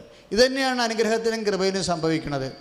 ദൈവത്തിന് പെട്ടെന്ന് ഇടപെടാൻ സാധിക്കും. കാലവിളംബം വരുത്തുമോ എന്ന് ചോദിക്കുമ്പോൾ ദൈവം പെട്ടെന്ന് ഇടപെടുമെന്നാണ് പറയണത്. ഈ പെട്ടെന്ന് ഇടപെടുന്നതിന് എന്തിനെ ആശ്രയിച്ചിരിക്കുന്നു? നമ്മളുടെ അതിനെ ത്വരിതപ്പെടുത്താൻ. അതാണ് പത്രോസ് പറയണത്, ത്വരിതപ്പെടുത്താൻ, ദൈവത്തിൻ്റെ ആഗമനത്തെ പ്രതീക്ഷിക്കുകയും ത്വരിതപ്പെടുത്തുകയും ചെയ്യുവിൻ. അതാണ് 2 പത്രോസ് 3:12. നമ്മൾക്ക് വേണമെങ്കിൽ ത്വരിതപ്പെടുത്താവുന്ന, യു ഗോട്ട് ദ പോയിന്റ്, പിടിയോ? നമ്മൾക്ക് വേണമെങ്കിൽ സ്പീഡപ്പാക്കാവുന്നു. ഇപ്പോൾ സ്ഥലം വിൽക്കണമായാലും ശരി, മകളുടെ കല്യാണമായാലും ശരി. ഇപ്പോൾ 19 കൊല്ലം കുഞ്ഞുങ്ങളില്ലാതിരുന്ന ഒരു മകള്, ഹൈന്ദവ സഹോദരി, കഴിഞ്ഞ മരിയൻ തപസ് കൂടിയപ്പോൾ അവൾക്ക് കുഞ്ഞുങ്ങളുണ്ടായി. അത് രസമാണ്. ആ സാക്ഷി നിങ്ങൾ കേട്ടില്ലേ? പത്രത്തെ കാണുമായിരിക്കും, ഈ മാസത്തെ പത്രത്തിലുണ്ടത്. അതെന്ന് പറയണത്, ഞാൻ പറഞ്ഞ മോളെ ചെറിയൊരു ട്രീറ്റ്മെൻറ്റ് ആവശ്യമുണ്ട്, നീ പോയി ട്രീറ്റ്മെൻറ്റ് എടുത്തുകൊണ്ട് വരാൻ പറഞ്ഞു. അത് കഴിഞ്ഞ് വന്ന ശേഷം ഞാൻ പറഞ്ഞു, നീ മരിയൻ തപസ് കൂടാൻ പറഞ്ഞു. മരിയൻ തപസ് കഴിഞ്ഞിട്ട് ഞങ്ങൾ രണ്ടും കൂടി ഇരിക്കുക, മെസ്സേജിനിരിക്കുക. മരിയൻ തപസ് കഴിഞ്ഞ് 1 വർഷം നമ്മൾ നടന്ന സംഭവമാണ്. മെസ്സേജ് കഴിഞ്ഞപ്പോൾ ഞാൻ പറഞ്ഞു, മോളെ നമ്പർ പറഞ്ഞേ. അപ്പോൾ അവൾ 2 പറഞ്ഞ്. നമ്മൾ ഒരു നമ്പർ കൂടി പറഞ്ഞേ, ഒരു 7 5 എന്തോ പറഞ്ഞു. സുവിശേഷത്തിൻ്റെ പേര് പറഞ്ഞ്. ഉടനെ അവൾ ലൂക്ക പറഞ്ഞു. ഹൈന്ദവ സഹോദരിയാണെന്ന് വിചാരിക്കണം ഈ ലൂക്ക പറയണത്. നമ്മുടെയൊക്കെ വരുന്ന ഒരു പരാധീനത എന്ന് പറയണതേ, 10, 50, 80 കൊല്ലമൊക്കെ ക്രിസ്ത്യാനിയായിട്ട് ജീവിച്ചിട്ട് ഒരു സുവിശേഷത്തിൻ്റെ പേരും അറിയാൻ പാടില്ലാത്ത പരിതാപപ്പെട്ട ക്രിസ്ത്യാനിയുണ്ടേ. അതാണ് പ്രശ്നം. ഇപ്പം ഈ കാലങ്ങൾ വന്നപ്പോൾ എന്ത് പറ്റുമെന്നറിയാവോ? ആരാണ് ക്രിസ്ത്യാനി, ആരാണ് അജ്ഞാനി എന്ന് കൺഫ്യൂഷനായിട്ടുള്ള കാലമാണ്. കാര്യം അവളോട് അറിയത്തില്ല, വചനം അറിയത്തില്ല, ശ്രദ്ധിക്കത്തില്ലല്ല. ഇപ്പം നിങ്ങൾ എൻ്റെ അടുത്ത് കൗൺസിലിംഗ് വരുമ്പോൾ ഞാൻ നിങ്ങൾ വചനം ചോദിച്ചു കഴിഞ്ഞാൽ ഒരു 10 പേര് വന്നാൽ 3 പേർക്ക് ഇങ്ങനെ സുവിശേഷം അറിയത്തില്ല. ഒന്നാമത്തിൽ അവർ സീരിയസ് ആയിട്ട് എടുക്കണില്ല. അതാണ് സംഭവം. സീരിയസ് ആയിട്ട് എടുക്കാത്തത് കൊണ്ടാണ്. ആ കേൾക്കണ വചനം എന്താണ്? ഇപ്പം കേട്ടാൽ എന്താ? ദൂത ഞാനാണെങ്കിൽ തൈക്കാട്ടുശ്ശേരി ഇരുന്ന് രാവിലെ 6:30 ജപമാലയ്ക്ക് കയറി, പിന്നെ 8:30 വന്നിട്ട് 9:30 ജപമാലയ്ക്ക് 9 മണി വരെ ജപമാലയില്ല. അതിനുശേഷം കുർബാന കഴിഞ്ഞ് ജപമാലയില്ല. പിന്നെ ഇങ്ങോട്ട് വന്നിട്ട് എൻ്റെ മുറി ഇരുന്നുകൊണ്ട് മൊത്തം ഇന്നിപ്പോൾ കറണ്ടിൻ്റെ അകത്ത് കത്തിപ്പോയി. കറണ്ട് കത്തി പോകുമ്പോൾ ഞാൻ മുട്ടിയിൽ നിന്ന് കൊന്തയും പിടിച്ച്. കാര്യം എന്താണ്, ഇത്രയും ജനങ്ങൾ വന്നിരിക്കണമല്ലേ, വചനം കേൾക്കാതെ പോയാൽ എന്ത് ചെയ്യുമെന്ന് വിചാരിച്ച് അവിടെ മുട്ടിൽ നിന്ന് പ്രാർത്ഥിക്കുകയായിരുന്നു. അപ്പോൾ എനിക്ക് സന്തോഷം തോന്നി. എന്താ കാരണത്തിൽ കറണ്ട് കത്തിച്ച് കളഞ്ഞാലും ശരി, വയറ് കത്തിച്ച് കളഞ്ഞാലും ശരി, നമ്മുടെ പ്രാർത്ഥന അതുവഴി കിട്ടത്തില്ലേ? അപ്പോഴെനിക്ക് ഈ കൺവെൻഷനൊക്കെ പോകുമ്പോൾ ഞാൻ ഛർദ്ദിക്കുകയും ബോധക്കെടുകയൊക്കെ ചെയ്യും. അപ്പോഴൊക്കെ എൻ്റെ കൂടെയുള്ളവരൊക്കെ ഇരുട്ടി പ്രാർത്ഥിക്കും. അന്നത്തെ കൺവെൻഷനും വെടിക്കെട്ടായിരിക്കും. എന്താ കാര്യം, ദൈവം അടയാളം കാണിക്കാൻ പോകുന്നതിന് മുമ്പ് നമ്മുടെ പ്രാർത്ഥന ആവശ്യപ്പെടും. അത് ചിലപ്പോൾ എന്തെങ്കിലും തരത്തിലൊക്കെ ആയിരിക്കും. എൻ്റെ മക്കൾ ഒരു ക്രിസ്ത്യാനി ഒരു വിഷയത്തെ അങ്ങനെയാണ് സമീപിക്കുന്നത്. ദൈവം മഹത്തരമായ കാര്യങ്ങൾ നമ്മുടെ ജീവിതത്തിൽ ചെയ്യുന്നതിന് മുമ്പ് ആദ്യം ക്ലേശങ്ങൾ വരും, സമ്മർദ്ദം വരും. അപ്പം നമ്മൾ മുട്ടയിൽ നിന്ന് ജപമാല ചെല്ലണം. അത്രേ കാര്യമുള്ളൂ. ശ്രുതിക്കട്ടെ ഹല്ലേലൂയ. ദൈവഹിത പ്രകാരമുള്ള അനുതാപ ദുഃഖം എല്ലാവർക്കും നൽകണമേ. മക്കളെ, ഒരു പ്രശ്നമുണ്ട് ഇവിടെ. അതായത് ഈ അനുതാപം എന്ന് പറഞ്ഞില്ലേ, അനുതാപം അസൽ അനുതാപമുണ്ട്, ഡ്യൂപ്ലിക്കേറ്റ് അനുതാപമുണ്ട്. ഈ അസൽ അനുതാപമാണ് നമുക്ക് ആവശ്യം. ഇപ്പം പലരും അനുതാപം എന്ന് കാണിക്കുന്നത്, അനുതാപം എന്ന് പറഞ്ഞാൽ എന്താ, പാപത്തെക്കുറിച്ചുള്ള ഒരു ദുഃഖം അല്ലേ, അതാണ് അനുതാപം. പക്ഷേ ഈ ദുഃഖം എന്ന് പറഞ്ഞാലും ദൈവം പിടിക്കത്തില്ല ചില ദുഃഖങ്ങൾ. അങ്ങനെ ചെറിയൊരു കുഴപ്പമുണ്ട്. ചില പാപത്തെക്കുറിച്ചുള്ള ചില ദുഃഖങ്ങൾ ദൈവം പിടിക്കത്തില്ല, അക്സെപ്റ്റ് ചെയ്യത്തില്ല. എന്താ കാര്യം എന്ന് വെച്ചാൽ അത് 2 തരമുണ്ട്. പാപത്തെക്കുറിച്ചുള്ള ദുഃഖം 2 തരമുണ്ട്. ഇപ്പം അനുതാപം കൃത്യമായിട്ട് കിട്ടിക്കഴിഞ്ഞാൽ അനുഗ്രഹം തുടങ്ങുമെന്ന് 10 കൊല്ലം മുമ്പ് ഇതിന് ശേഷം നടക്കേണ്ട കാര്യങ്ങൾ നമുക്ക് ഈ കൊല്ലം ആക്കിയെടുക്കാമെന്ന് പറഞ്ഞില്ലേ. ആ അനുതാപത്തിന് ശ്രദ്ധിച്ച് അനുദപിക്കണം. എന്താ പ്രശ്നം വെച്ച് കഴിഞ്ഞാൽ 2 തരം അനുതാപമുണ്ട്. എൻ്റെ മക്കളെ, നിങ്ങൾക്കറിയാമല്ലോ, ഈ രാത്രിയും പകലും നിങ്ങളോട് സംസാരിക്കാൻ വേണ്ടി ഞാൻ ഈശോയുടെയൊക്കെ ഇരിക്കുകയാണ്. എന്നിട്ട് ഈശോ ഭയങ്കര പിശുക്കനാണ്. മനുഷ്യനെ കൊണ്ടുള്ള ഉപവാസം ജപമാലയും കുർബാനയും ഒക്കെ ചെല്ലിട്ടിട്ട് അപ്പോഴും മിണ്ടത്തില്ല. പോരാൻ നേരത്ത് 2 സാധനം തരും ഇങ്ങോട്ട്. അതെനിക്കറിയാവുന്ന, എനിക്ക് കളി അറിയാവുന്ന കൊണ്ട് ഞാൻ പിന്നെ ടെൻഷൻ അടിക്കാതിരിക്കും. കാര്യം നമുക്ക് ദൂത് കിട്ടാതെ പറയാൻ പറ്റത്തില്ല. ഈ നോട്ട് ബുക്ക് നോക്കി പറഞ്ഞ കേസ് കേട്ടല്ലേ ഇത്, കാണാപ്പുറത്ത് പറഞ്ഞ കേസല്ലേ. ഇവിടെ പറയണം ജനങ്ങളോട് എന്താണ് ഈശോ പറയേണ്ടത്, ദൂത് പറയണം. അപ്പോൾ ഇവിടെ എന്താ ഇപ്പോൾ പറയണത് വെച്ചാൽ 2 തരം അനുതാപമുണ്ട്. പായസം വരയിക്കൊണ്ടിരുന്നു. അപ്പോൾ അവൻ്റെ പൊരിച്ചിൽ കണ്ട അവൻ പറഞ്ഞ്, എടാ ഒരു കോപ്പി പായസം ഇങ്ങോട്ട് തരാൻ പറഞ്ഞ്. അപ്പോൾ യാക്കോബ് സൂത്രക്കാരനായതുകൊണ്ട് അവൻ പറഞ്ഞ്, പായസം തരാം, വേണ്ടത് മൊത്തം തരാം, പക്ഷേ ആ ഫസ്റ്റ് ബോണിൻ്റെ റൈറ്റ് ഇങ്ങോട്ട് തരണമെന്ന് പറഞ്ഞ്. ആദ്യജാതൻ്റെ അധികാരം ഇങ്ങനെ തരണമെന്ന് പറഞ്ഞു. ആദ്യജാതൻ്റെ അധികാരം മണ്ണാങ്കട്ട മനുഷ്യനെ വെച്ച്. അപ്പോൾ ഇത് മാറിയിട്ടല്ലേ ആദ്യജാതന് 2ാമത്തെ ജാതൻ്റെ കൊണ്ടുവന്നിരണം അത് പറഞ്ഞു. ദൈവമേ, അയാൾ ആ ആദ്യജാതൻ്റെ അവകാശം ഒരു കോപ്പ പായസത്തിന് വേണ്ടി കൊടുത്തു കളഞ്ഞ്. പായസം കുടിച്ച് വന്നപ്പോൾ ആ വിശപ്പ് കിടഞ്ഞപ്പോഴൊക്കെ ബോധം വന്നത്. അപ്പോഴാണ് ദൈവാനുഗ്രഹം പോയത് അറിഞ്ഞത്. കിടന്ന് കാളെ കിടന്ന് കരയാൻ തുടങ്ങി. പക്ഷേ വചനം പറയുന്നു, ഹി വാസ് റിജക്റ്റഡ്. അയ്യോ, ബൈബിളിൽ ഏറ്റവും സുന്ദരമായി ഇടിവെട്ട് പോലെ പറയുന്ന സമയം ഹി വാസ് റിജക്റ്റഡ്. അവൻ കണ്ണുനീരോടെ വിളിച്ചപേക്ഷിച്ചോ. കണ്ണുനീരില്ലാഞ്ഞ് വല്ല കുഴപ്പമുണ്ടോ? അത്യാവശ്യം കണ്ണുനീരുണ്ട് ആർക്കുണ്ട്? യേശാവിന്. അവൻ കണ്ണുനീരോടെ വിളിച്ചപേക്ഷിച്ചു. But he was flatly rejected. ആ നിർദ്ദയമായിട്ട് അവൻ തിരസ്കരിക്കപ്പെട്ടു. വൈ? അതാണ് പ്രശ്നം. വൈ? എന്തുകൊണ്ടാണ് യേശാവ് കണ്ണുനീരോടെ വിളിച്ചപേക്ഷിച്ചിട്ടും റിജക്റ്റ് ചെയ്യപ്പെട്ടത്? It's a question. ഹെബ്രായർ 12:7 ചോദ്യം. എനിക്ക് നിങ്ങൾക്കും ബാധകമായ വിഷയമാണ്. എന്തുകൊണ്ട് യേശാവ് കണ്ണുനീരോടെ വിളിച്ചപേക്ഷിച്ചിട്ടും തള്ളപ്പെട്ടു? അതാണ് ഞാൻ പറഞ്ഞത്. ദൈവം സ്വീകരിക്കണ ദുഃഖമുണ്ട്, ദുഃഖം ഒന്നാണ്. പക്ഷേ 2 തരം ദുഃഖമുണ്ട്. ഒന്ന് ദൈവം സ്വീകരിക്കണ ദുഃഖമുണ്ട്, ദൈവം സ്വീകരിക്കാത്ത ദുഃഖമുണ്ട്. നമുക്കുണ്ടാകുന്ന അനുതാപം ഏതാണെന്ന് ആദ്യമേ അറിയണം. ദൈവം സ്വീകരിക്കണ ദുഃഖമാണോ ദൈവം സ്വീകരിക്കാത്ത ദുഃഖമാണോ എന്നും. ഇതിനെക്കുറിച്ച് വ്യക്തമായി സംസാരിക്കുന്ന ആരാണെന്നറിയാവോ? പൗലോസാ. 2 പൗലോസ് 7:10 2 തരം ദുഃഖത്തെക്കുറിച്ച് പറയുന്നുണ്ട്. നമ്മുടെ സബ്ജക്റ്റ് എന്താണ്? അനുതാപം അല്ലേ? അനുഗ്രഹം ത്വരിതപ്പെടുത്താൻ വേണ്ടി ഉള്ള അനുതാപത്തെക്കുറിച്ചാണ് കർത്താവ് നമ്മളെ പഠിപ്പിക്കുന്നത്. എന്നിട്ട് നമ്മൾ 2 ദുഃഖത്തെ വന്ന് നിൽക്കുകയാണ്. യേശാവിൻ്റെ ഒരു ദുഃഖം ഇല്ലേ?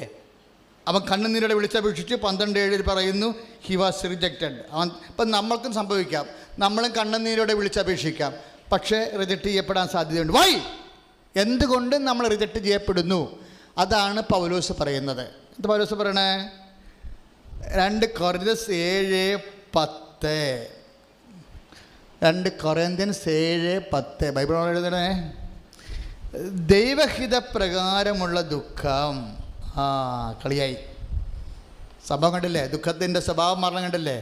ദൈവഹിത പ്രകാരമുള്ള ദുഃഖം എന്ന് പറഞ്ഞ് ദുഃഖത്തെ ദൈവം 2ആയിട്ട് തിരിക്കുന്നു. അത് ഈ ഒരൊറ്റ വചനത്തിലാണ്. ഏത്?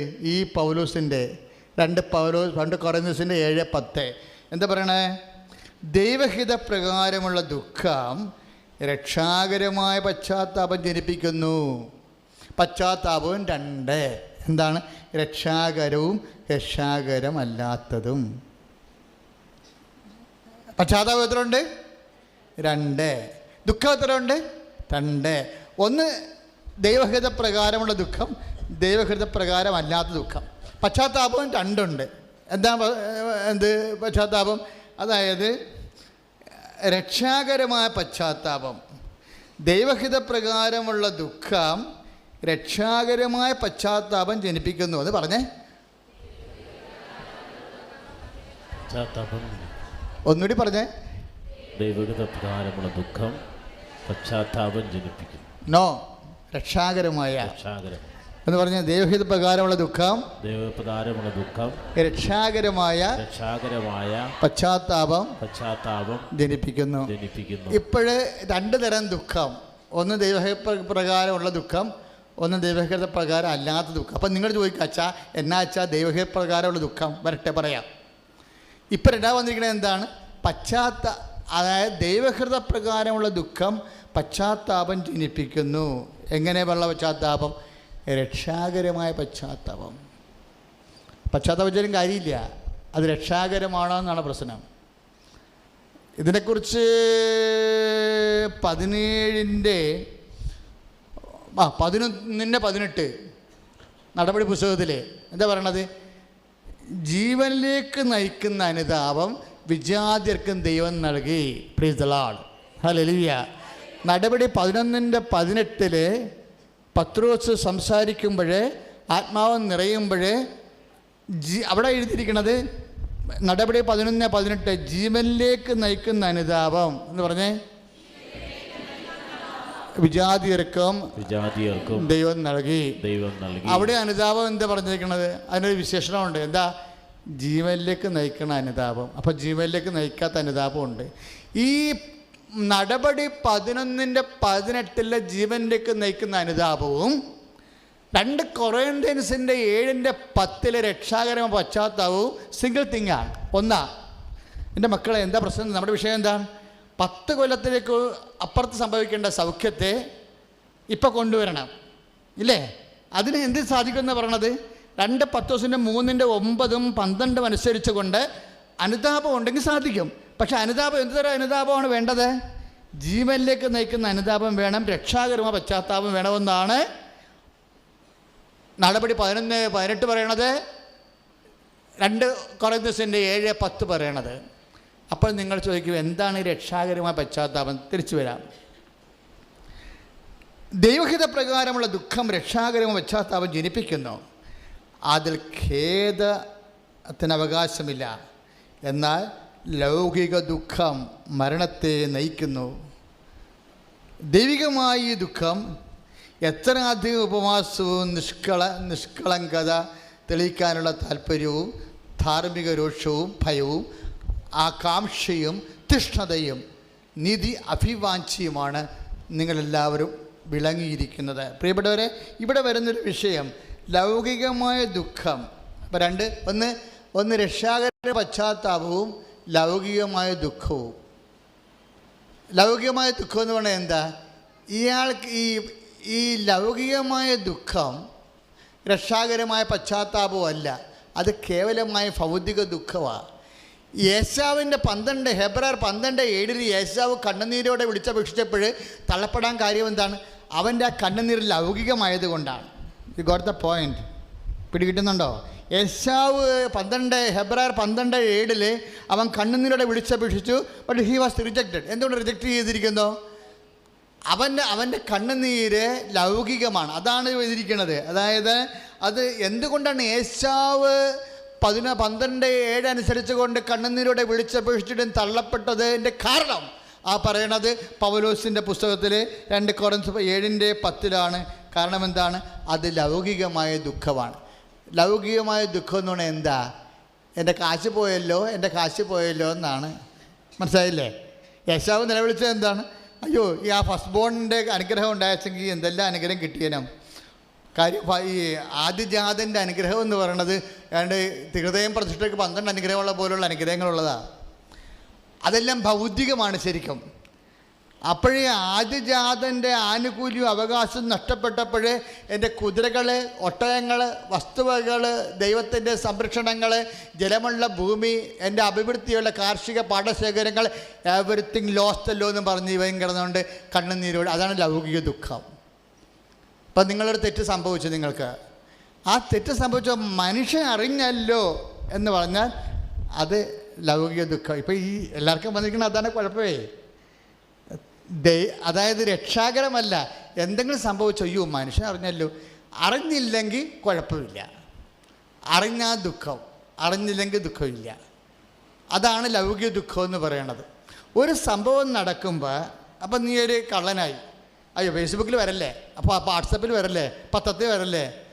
കള്ളനാണെ കുഴപ്പമൊന്നുമില്ല, പക്ഷേ ഫേസ്ബുക്ക് വരാതിരുന്നാൽ മതി. അതാണ് ലൗകിക ദുഃഖം. അതായത് അത് മനുഷ്യനെ അടിസ്ഥാനപ്പെടുത്തിയാണ് ഇരിക്കുന്നത്. മനുഷ്യനറിഞ്ഞല്ലോ, ഞാൻ സൂത്രപ്പണിയും കാണിക്കണ കാര്യങ്ങൾ മനുഷ്യനറിഞ്ഞല്ലോ, എൻ്റെ അഭിമാനം പോയല്ലോ. എൻ്റെ അഭിമാനം പോയല്ലോ എന്ന് പറഞ്ഞത് എൻ്റെ നാട്ടുകാരറിഞ്ഞല്ലോ, ഇവരറിഞ്ഞ ഇവർ കേട്ടാന്ന് കഴിഞ്ഞ് വിളിച്ച് ചോദിക്കും. അങ്ങനെ അതാണ് ലൗകിക ദുഃഖം. ഈ ലൗകിക ദുഃഖമാണ് പക്ഷേ പലർക്കും ഉള്ളത്. അത് മനുഷ്യനെ അടിസ്ഥാനപ്പെടുത്തി മനുഷ്യനറിഞ്ഞല്ലോ, നമ്മുടെ ചുറ്റിക്കളിയും നമ്മുടെ മറ്റു പല കാര്യങ്ങളും മനുഷ്യനറിഞ്ഞല്ലോ എന്നോർക്കുമ്പോൾ ഉണ്ടാകുമ്പോൾ നമ്മുടെ നിലയും വിലയും പോയല്ലോ. അതാണ് ഭൗതികമായ ദുഃഖം. It is not acceptable. അത് അക്സെപ്റ്റബിൾ അല്ലെന്ന് അത് നീ കൊണ്ടേ കൊള്ളാൻ പറഞ്ഞു. എൻ്റെ ആവശ്യം ഇല്ല. നമുക്ക് വേണ്ടത് എൻ്റെ ദൈവമേ, ഏറ്റവും നല്ലവനും എല്ലാത്തിനുപരിയായി സ്നേഹിക്കപ്പെടാൻ യോഗ്യനുമായ അങ്ങയ്ക്കെതിരായി പാപം ചെയ്തു പോയതിനാൽ പൂർണ്ണഹൃദയത്തോടെ ഞാൻ മനസ്തപിക്കുകയും എൻ്റെ പാപങ്ങളാൽ എൻ്റെ ആത്മാവിനെ നഷ്ടപ്പെടുത്തി, സ്വർഗത്തെ നഷ്ടപ്പെടുത്തി, നരകത്തിന് അർഹനായി തീർന്നതിനാലും ഞാൻ ഖേദിക്കുന്നു. അതാണ് ഖേദം. അതാണ് അലൗകികമായ ദുഃഖം. എന്താണ്? എൻ്റെ ദൈവമേ, ഏറ്റവും നല്ലവനും ഈശോനെപ്പോലും എനിക്ക് വേണ്ടി ചെലവഴിച്ചവനെ, നിൻ്റെ സ്നേഹത്തിനെതിരായി, നിൻ്റെ കൃപയ്ക്കെതിരായി, നിന്നെ ഏറ്റുപറയുന്നതിന് പകരം നിന്നെ ഏറ്റുപറയാതെ, നിൻ്റെ സത്യത്തിനും നീതിക്ക് വേണ്ടി നിലനിൽക്കുന്നതിന് പകരം നിലനിൽക്കാതെ, എൻ്റെ കൂട്ടുകാരുടെ, ബന്ധുക്കളുടെ, എൻ്റെ സ്വന്തത്തിലുള്ളവരുടെയൊക്കെ എല്ലാത്തിൻ്റെയും സൗകര്യത്തിനും വാക്കിനും അവരുടെ മുമ്പിൽ എനിക്ക് പേര് കിട്ടാനും വേണ്ടി, അവർക്കൊക്കെ ഒരു സന്തോഷം ഉണ്ടാകാൻ വേണ്ടി ഞാൻ നിന്നെ തള്ളിപ്പറഞ്ഞല്ലോ ദൈവമേ, നിനക്ക് ദുഃഖമായി പോയില്ല ദൈവമേ എന്ന് ദൈവത്തിൻ്റെ ദുഃഖത്തെക്കുറിച്ച്, നിന്നെ നഷ്ടപ്പെട്ടതിലും ദൈവത്തെ ഏറ്റുപറയേണ്ട സമയത്ത് ഏറ്റുപറയാൻ നിന്നെ ചുമതലപ്പെടുത്തിയപ്പോൾ അത്ര കണ്ടും ദൈവം നിന്നെ സ്നേഹിച്ചിട്ട് നീ ദൈവത്തെ തക്ക സമയത്ത് മറന്നു പോയല്ലോ എന്ന് ആത്മാവ്, പരിശുദ്ധാത്മാവ് നിനക്ക് അനുതാപം തരും. അതാണ് ആത്മാവ്. അതാണ് നമ്മൾ പറയണത്. പരിശുദ്ധാത്മാവ് നമുക്ക് നൽകുന്ന അനുതാപം. അവൻ വരുമ്പോൾ അവൻ നീതിയെക്കുറിച്ച് സംസാരിക്കുക, അവൻ വരുമ്പോൾ അവൻ സത്യത്തെക്കുറിച്ച് സംസാരിക്കും, അവൻ വരുമ്പോൾ ലോകത്തിന് തെറ്റുപറ്റിയെന്ന് പറയുമെന്ന് ഈശോ പറഞ്ഞ വാക്ക. അവനെന്നാ വിളിക്കണത്. 16:8 യോഹന്നാൻ്റെ സുവിശേഷത്തിൽ അവൻ വരുമ്പോൾ. എനിക്കത് കേൾക്കുമ്പോൾ ഭയങ്കര സങ്കടം വരും. കാര്യം എന്താ? എന്തിനാണ് ഈശോ അവനെ തന്നിട്ട് പോയത്? He's a person. Holy Spirit is a person. പരിശുദ്ധാത്മാവ് ഒരു അവനാ. അതാണ് 16:8 പറയണത്. അവൻ വരുമ്പോൾ നീതിയെക്കുറിച്ച് സംസാരിക്കുന്ന നിന്നോട്. അവൻ വരുമ്പോൾ ഈശോനെ തള്ളിപ്പറഞ്ഞ ലോകത്തിന് തെറ്റുപറ്റിയെന്ന് പറയുമെന്ന്. അതാണ് അനുതാപത്തിൻ്റെ ആത്മാവ്. പ്രാർത്ഥിക്കുക ദൈവവേദലെ, കണ്ണടച്ചുകൊണ്ട് പ്രാർത്ഥിക്കുക ദൈവവേദലെ, കൈ നെഞ്ചത്ത് വെച്ചുകൊണ്ട് പ്രാർത്ഥിക്കുക ദൈവവേദലെ. കർത്താവായ ദൈവമേ, അങ്ങയെ സ്നേഹിക്കുന്നതിലെ തക്ക സമയത്ത് അങ്ങ് ഏറ്റുപറയാൻ പറയുന്നതിന് പകരം അധികാരത്തിന് വേണ്ടി നിലനിൽപ്പിന് വേണ്ടി കള്ളം പറഞ്ഞ് നിന്നെ അപമാനിച്ച് നിന്നെ ഒഴിവാക്കി നിന്നോട് നീതികേട് കാണിച്ച് എന്നോട് കരുണ തോന്നണമേ കർത്താവേ. യോഹന്നാൻ 16:8 പ്രാർത്ഥിക്കുന്ന ഈശോ അവൻ വരുമ്പോൾ ഞാൻ എന്തുമാത്രം നിന്നിൽ നിന്ന് എന്റെ വാക്കുകൊണ്ട് എന്റെ നിലപാട് കൊണ്ട് എന്റെ വികാരം കൊണ്ട് ഞാൻ അകന്നു പോയെന്ന് എന്നെ ബോധ്യപ്പെടുത്താൻ വേണ്ടി എന്നിട്ടും എന്റെ അനുതാപത്താൽ എന്നെ നിന്നോട് ചേർക്കാൻ നിന്റെ സ്നേഹത്തിന്റെ ദാനമായ ആത്മാവേ, പരിശുദ്ധാത്മാവേ, അനുതാപത്തിന്റെ ആത്മാവേ എന്നിൽ നിറയണമേ. ശ്രുതികട്ടെ ഹല്ലേലൂയ. കരങ്ങൾ ഉയർത്തിക്കൊണ്ട് യേശുവേ എന്ന് വിളിക്കട്ടെ. കർത്താവേ, ആത്മാവിനെ വർഷിക്കണമേ എന്ന് പ്രാർത്ഥിക്കുന്ന കർത്താവേ. ഹല്ലേലൂയ, ഹല്ലേലൂയ, ഹല്ലേലൂയ. യേശുവേ, യേശുവേ, യേശുവേ.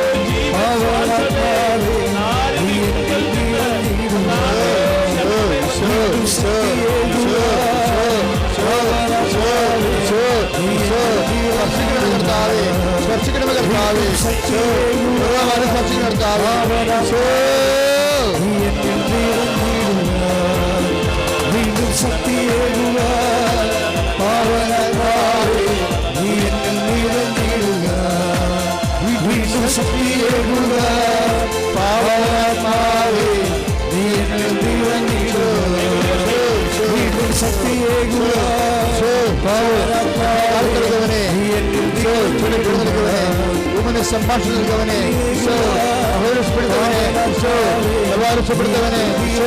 മത്സരവനെ, ദൈവത്തിന്റെ ശക്തിപ്പെട്ട് ദൈവത്തിന്റെ ശക്തിപ്പെട്ട് ദൈവത്തിന്റെ ശക്തിപ്പെട്ട് ദൈവത്തിന്റെ ശക്തിപ്പെട്ട്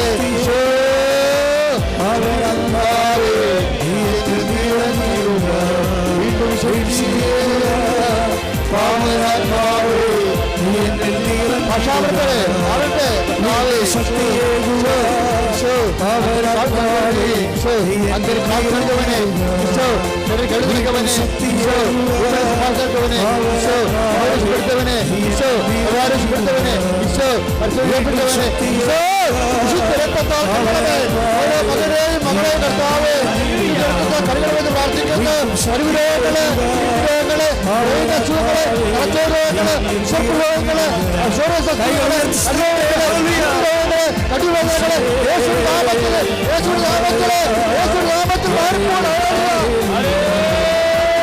ശക്തിയേകുക പാവനമാവേ നീ എന്നിൽ നിറഞ്ഞിടുക ശക്തിയേകുക പാവനമാവേ നീ എന്നിൽ നിറഞ്ഞിടുക ശക്തിയേകുക പാവനമാവേ നീ എന്നിൽ നിറഞ്ഞിടുക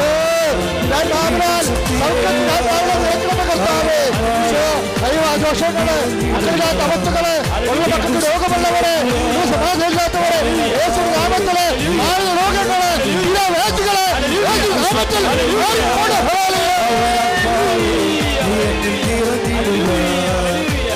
ശക്തിയേകുക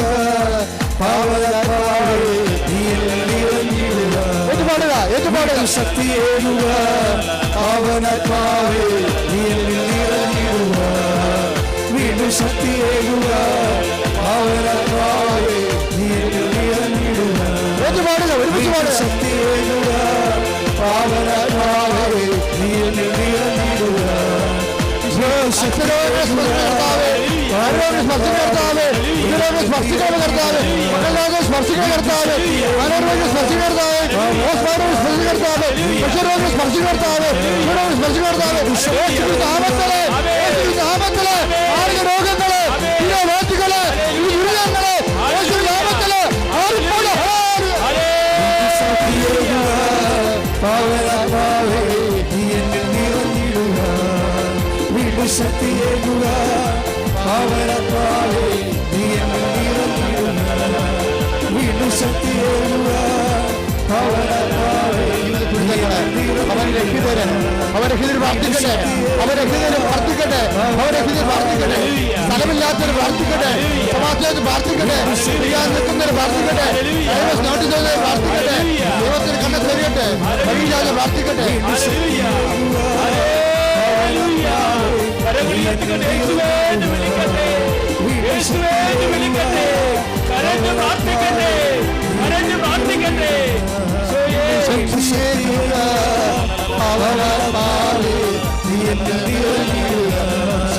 വീണ്ടും ശക്തിയേകുക പാവനാത്മാവേ നീ എന്നിൽ നിറഞ്ഞിടുക തരംഗങ്ങള് കർത്താവേ ശത്രുക്കളെ രോഗങ്ങള് ചുരുക്കങ്ങള് ആരോഗ്യങ്ങള് രോഗങ്ങള് കിഡ്നി രോഗങ്ങള് നാമത്തിൽ വീണ്ടും ശക്തിയേകുക പാവനാത്മാവേ നീ എന്നിൽ നിറഞ്ഞിടുക തടസ്സങ്ങള് മക്കളില്ലാത്ത അവസ്ഥകള് യേശുവിന്റെ നാമത്തില് അഡ്മിഷൻ കിട്ടാത്തവര് പഠിച്ച് പഠിക്കണമെന്ന് അറിയാൻ പാടില്ലാത്തവര് പഠിക്കാൻ പണമില്ലാത്തവര് എല്ലാ തരത്തിൽ വിഷമിക്കുന്ന മക്കളുടെ ദൈവത്തിന്റെ കരുണ ചൊരിയട്ടെ. ശക്തിയേകുക പാവനാത്മാവേ നീ എന്നിൽ നിറഞ്ഞിടുക വീണ്ടും ശക്തിയേകുക പാവനാത്മാവേ നീ എന്നിൽ നിറഞ്ഞിടുക വീണ്ടും ശക്തിയേകുക പാവനാത്മാവേ നീ എന്നിൽ നിറഞ്ഞിടുക.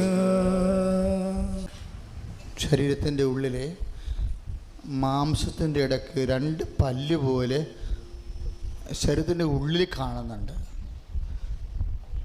ഒരിക്കലും സംഭവിക്കാത്തൊരു രോഗമാണിത്. അത് കാരണം ഭയങ്കര നീറ്റലും ഭയങ്കര ഈ പുകച്ചിലുമാണ്.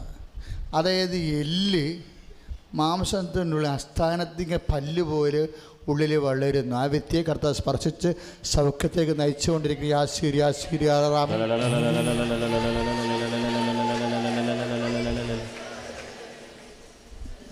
ഈശ്വരനെ തന്നെ നോക്കിക്കൊണ്ടിരിക്കുക.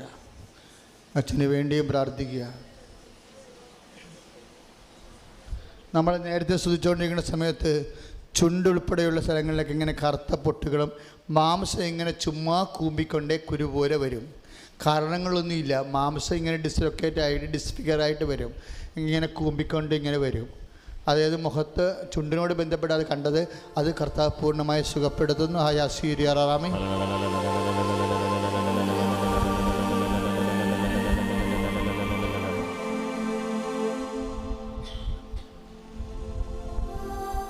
നമ്മൾ ആദ്യം പ്രാർത്ഥിക്കുന്ന നേരത്തെ സുവിശേഷ വചനങ്ങൾ വന്നുകൊണ്ടിരിക്കുന്ന സമയത്ത് തന്നെ 1-ാം പ്രമാണ ലംഘനങ്ങൾ വരുന്നുണ്ടായിരുന്നു.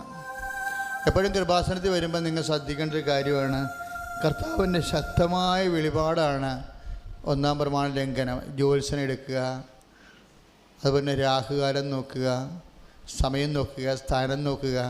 ഒറ്റ സ്ഥാനമേ ഉള്ളൂ നമുക്ക്. ദൈവം ഇവിടെ നിൽക്കുന്നു, അതാണ് നമ്മുടെ സ്ഥാനം. ദൈവം നിന്നില്ലെങ്കിൽ എല്ലാം സ്ഥാനം. വിശ്വാസി നീ തിരിച്ചറിയണം. അക്രൈസ്തവം പോലും വിചാരം വച്ച് കർത്താവിൻ്റെ വചനം സ്വീകരിച്ചുകൊണ്ട് ഇന്ന് യേശുക്രിസ്തുവിൻ്റെ സ്ഥാനമാണ് യഥാർത്ഥ സ്ഥാനം എന്ന് പറയുമ്പോൾ കെട്ടിയെടുത്ത് ക്രിസ്ത്യാനിയായിരിക്കുന്ന കാലാകാലം കർത്താവിനെ പുറത്താക്കിക്കൊണ്ടാണ് വീട് വെക്കണമെന്ന് കർത്താവിൻ്റെ പരിശുദ്ധാരം വെളിപ്പെടുത്തുന്നു. ശ്രുതിക്കട്ടെ യാസീറിയാറാമേ.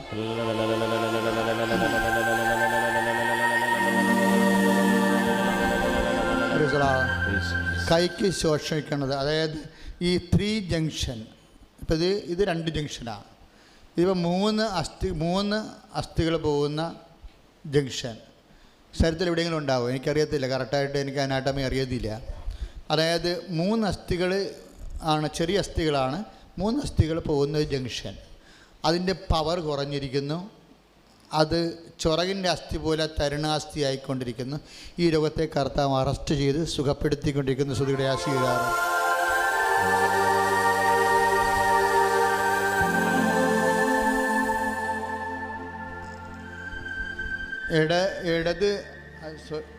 വലത് ചെവി നേരത്തെ സാക്ഷ്യത്തിൽ പറഞ്ഞതുപോലെ പണ്ട് ചോരപ്പാട് വീഴുമായിരുന്നു, പിന്നെ വീണിട്ടില്ല. പക്ഷേ ചെവി കേൾക്കാൻ പാടില്ല, ഹാഫേ കേൾക്കാൻ പാടുള്ളൂ.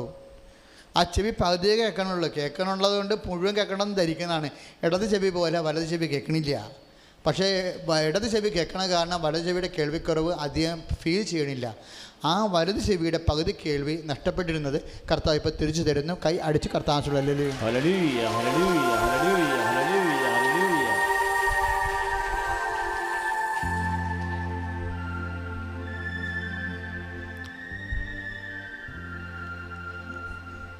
പ്രാർത്ഥിച്ചുകൊണ്ടിരിക്കട്ടെ. അച്ഛനെ വേണ്ടി പ്രാർത്ഥിക്കട്ടെ.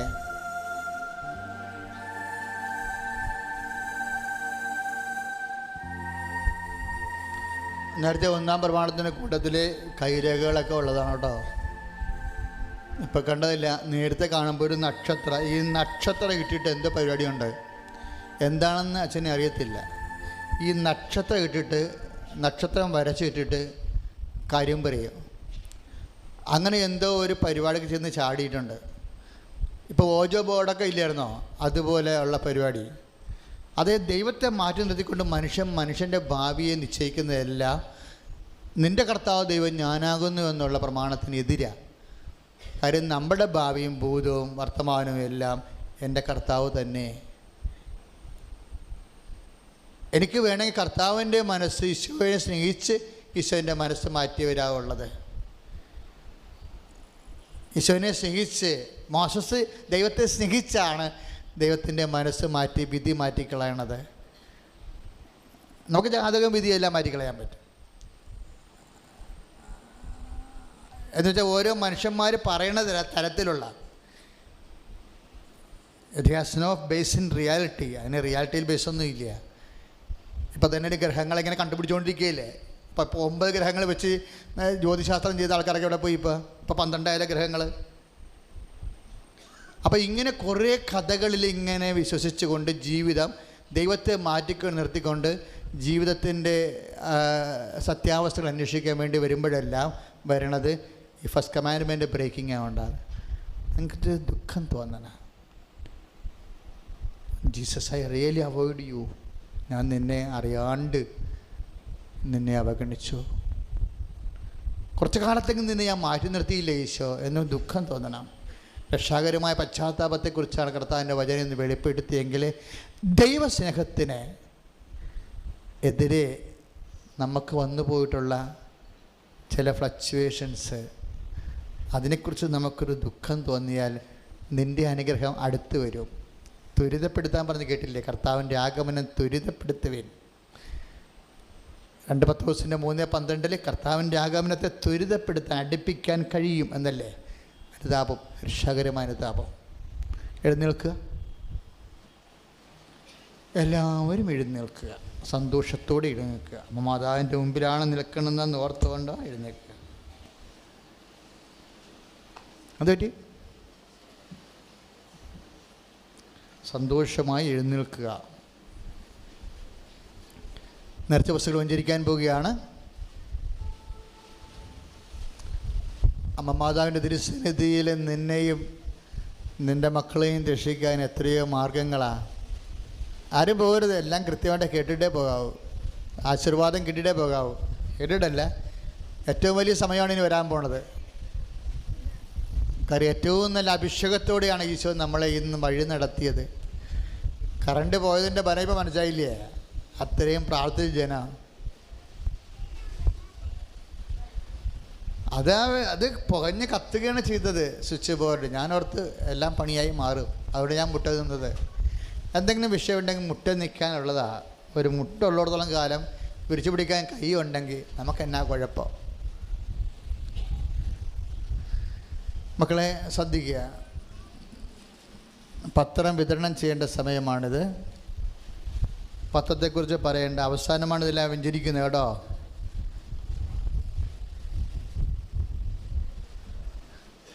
നമുക്കറിയാം, പത്രമാണ് മാതാവിൻ്റെ പത്രം എന്നാണ് ഇപ്പോൾ വിളിക്കുന്നത്. കൃപാസനത്തിൻ്റെ പത്രം എന്നുള്ള പേര് മാറിപ്പോയി.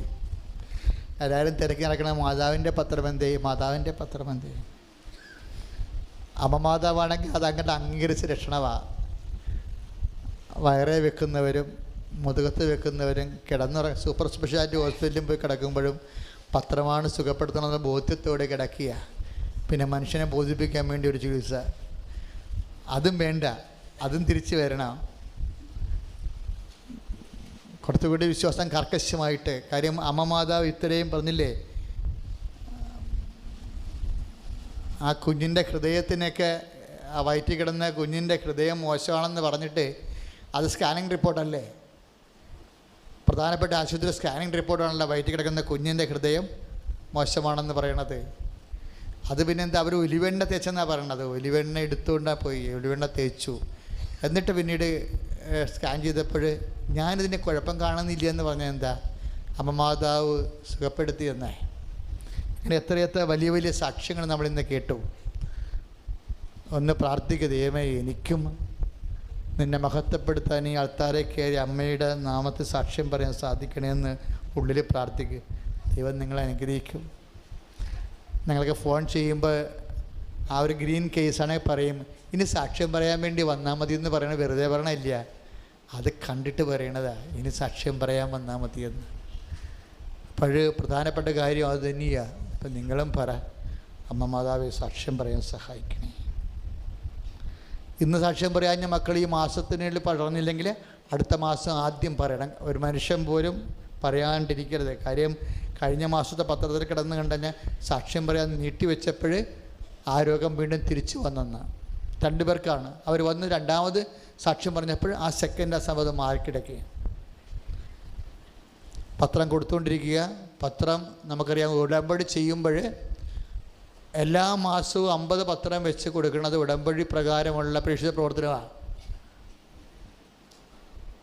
പിന്നെ ഓരോ മനുഷ്യന്മാർ ഇവിടെ വരുന്നവർ സ്വന്തം നിലയ്ക്ക് മാതാവിൻ്റെ ഈ കർത്താവിനെ അറിയാത്തവരറിയാനും അറിഞ്ഞവർ ആഴപ്പെടാനും വേണ്ടി 1000, 2000, 3000, 2000 പത്രം വരെ ഒരുമിച്ച് മേടിച്ച് കേരളത്തിൻ്റെ പ്രധാനപ്പെട്ട പട്ടണങ്ങൾ വിതരണം ചെയ്യുന്ന പ്രേക്ഷിതരുണ്ട്. അവരൊരു തുക തന്നെ മാറ്റിവെക്കുകയാണ് പ്രേക്ഷിത പ്രവർത്തനത്തിന് വേണ്ടി, ഈശ്വരനെ അറിയാത്തത് അറിയിക്കാൻ, അറിഞ്ഞവരെ ആഴപ്പെടുത്താൻ. പക്ഷെ ഒരു കാര്യമുണ്ട്, നിങ്ങൾ ചെയ്യുമ്പോൾ ശ്രദ്ധിക്കണം, നിങ്ങൾ ദൈവസ്നേഹത്തോടെയാണ് ചെയ്യേണ്ടത്. എൻ്റെ ഈ ഒരു പത്രം കൊണ്ട് ഞാൻ കൊടുക്കുന്ന 100 അല്ലെങ്കിൽ 200 അല്ലെങ്കിൽ 500 പത്രം കൊണ്ട് ഒരു 5000 ഈശോനെ അറിയണേന്ന് പ്രാർത്ഥിച്ച് കൊടുക്കണം. ആരും കൊണ്ട് ആശുപത്രി കൊടുക്കരുത്. ആശുപത്രി ഞങ്ങൾ ഫ്രീ ആയിട്ട് വിതരണം ചെയ്യുന്നുണ്ട്. നിങ്ങൾ പത്രം മേടിക്കുമ്പോൾ കിട്ടുന്ന തുച്ഛമായ ലാഭം കൂട്ടിയിട്ടിട്ട് അത് ആശുപത്രി പോകുന്ന 117 പേര് വരെ ആശുപത്രി പോകുന്നുണ്ട്. അവർക്ക് ബസ് ഫെയർ കൊടുക്കുന്നുണ്ട്, പത്രം ഫ്രീ ആയിട്ട് കൊടുക്കുന്നുണ്ട്, 1000കണക്കിന് പത്രം കൊടുക്കുന്നുണ്ട് അങ്ങനെ ഫ്രീ ആയിട്ട്. അപ്പം അതുകൊണ്ട് ആശുപത്രിയിൽ ആരും കൊണ്ട് വെക്കണമെന്നില്ല. നിങ്ങൾക്ക് വെക്കാവുന്നത് നിങ്ങളുടെ അഡ്ജോയിനിങ് ആയിട്ടുള്ള സ്ഥലങ്ങൾ, റെയിൽവേ സ്റ്റേഷൻ, ബസ് സ്റ്റാൻഡ്, അതുപോലെ സ്ഥലങ്ങളിൽ കൊടുക്കുക. ചിലർക്കൊക്കെ സ്വന്തം നിലയിൽ തന്നെ കൊണ്ടുപോയി വിതരണം ചെയ്യവർ. ചില ആൾക്കാർ അപ്പനെയും അമ്മനെയും ഏൽപ്പിക്കുക. അങ്ങനെ ഏൽപ്പിക്കണ നിവർത്തിയില്ലെങ്കിൽ ഏൽപ്പിച്ചോ, പക്ഷേ സ്വന്തം നിലയ്ക്ക് വിതരണം ചെയ്യുന്നതാണ് വിതരണം. ഇപ്പം ദൈവത്തിന് അറിയാമല്ലോ, എൻ്റെ മകൻ എളിമപ്പെട്ട് എന്നെ കാര്യം ഇതിന്മേലുള്ള നിങ്ങൾ കേട്ടില്ലേ ഇന്നത്തെ സാക്ഷ്യങ്ങൾ, ഇന്ന് അച്ഛൻ പറഞ്ഞ വചനങ്ങൾ, അത് അവസാന നിമിഷങ്ങളിൽ വെളിപാടല്ലേ. ഒരു സാധനം പോലും ഞാൻ ചിന്തിച്ചോ ആലോചിച്ചോ ബുക്ക് നോക്കിയോ പഠിച്ചോ പറയാൻ പറ്റത്തില്ല. അതിൻ്റെ അനോയിൻറ്റിങ് പോവും, അഭിഷേകം പോവും. അങ്ങനെ പറയത്തുമില്ല. അങ്ങനെ എന്നെങ്കിലും ഈശോ എനിക്ക് വചനം തന്നില്ലെങ്കിൽ ഞാൻ ശുശ്രൂഷ നിർത്തും. സംശയമില്ല കരുതി. കർത്താവ് എന്നെങ്കിലും എനിക്ക് വചനം തരാത്തൊരവസ്ഥ വന്നാൽ അപ്പം ഞാൻ ശുശ്രൂഷ നിർത്തണം. കാര്യം എന്താണ്? ശുശ്രൂഷ കർത്താവിനാണ് നിങ്ങളോട് സംസാരിക്കേണ്ടത്. അല്ലാതെ വല്ലവരും പഠിച്ചു വെച്ചിരിക്കുന്ന സാധനങ്ങൾ നമ്മൾ പറഞ്ഞിട്ട് ഇവിടെ എന്ത് കാണിക്കാനാണ്? ഒന്നും കാണിക്കാനില്ല. അപ്പം അതുകൊണ്ട് കർത്താവ് തന്ന വചനങ്ങളാണ് പത്രത്തിലുള്ളത്. നിങ്ങൾക്കും ദൈവശക്തി ലഭിക്കാമെന്നുള്ളതാണ് പത്രം അല്ലേ? അത് വായിച്ചു നോക്കിയേ, വായിക്കുമ്പോൾ ഹെഡിങ് കണ്ടില്ലേ? നിങ്ങൾക്കും ദൈവശക്തി ആർജിക്കാൻ. വായിക്കണം നിങ്ങൾ ഇന്ന് പോയി. അത് നമുക്ക് 2 മാസം മുമ്പ് കർത്താവ് തന്ന വെളിപാടാണ്. നമ്മൾക്ക് എങ്ങനെയാണ് ദൈവശക്തി ആർജിക്കാൻ പറ്റേണ്ടത് പത്രത്തിലുണ്ട്, അത് വെളിപാടാണ്. ഇപ്പം ഇന്നെന്താ പറയുന്നത്? അടുത്ത അനുഗ്രഹം എങ്ങനെ ത്വരിതപ്പെടുത്താം, 10 കൊല്ലം മുമ്പ് ശേഷം നടക്കേണ്ട കാര്യങ്ങളെ ഇന്ന് നടത്തിയെടുക്കാൻ പറ്റും. അതാണെന്ന് വെളിപാട്. ദൈവിക രഹസ്യങ്ങളാണ് ഇത്. അനേകം മക്കളറിയാം. ഒരു ക്രിസ്തുവിനെ ലോകത്ത് നൽകിയിട്ടുണ്ട്.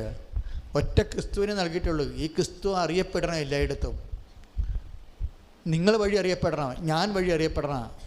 അതിനാണ് 1000, 100, 500 ഒക്കെ പത്രം മേടിക്കാൻ പറയണത്. ചിലർ അച്ഛനെ കാണാൻ വേണ്ടി മാത്രമുള്ള തരികിട തൽക്കാലത്തെ പരിപാടിയായിട്ട് ചെയ്യും. അച്ഛനെ കാണാൻ പറ്റില്ലെങ്കിൽ വിളിച്ചു ചോദിക്കും, ഞങ്ങൾ പത്രം മേടിച്ചല്ലേ, അച്ഛനെ കണ്ടില്ലല്ലോ എന്ന്. അങ്ങനെയുള്ള കക്ഷികൾ മേടിക്കാതിരിക്കണം നല്ലത്. കർത്താവിനെ കാണാനും കർത്താവിന് വേണ്ടി വേല ചെയ്യാനാണ് നമ്മൾ പ്രേക്ഷിത വേലയുള്ളത്.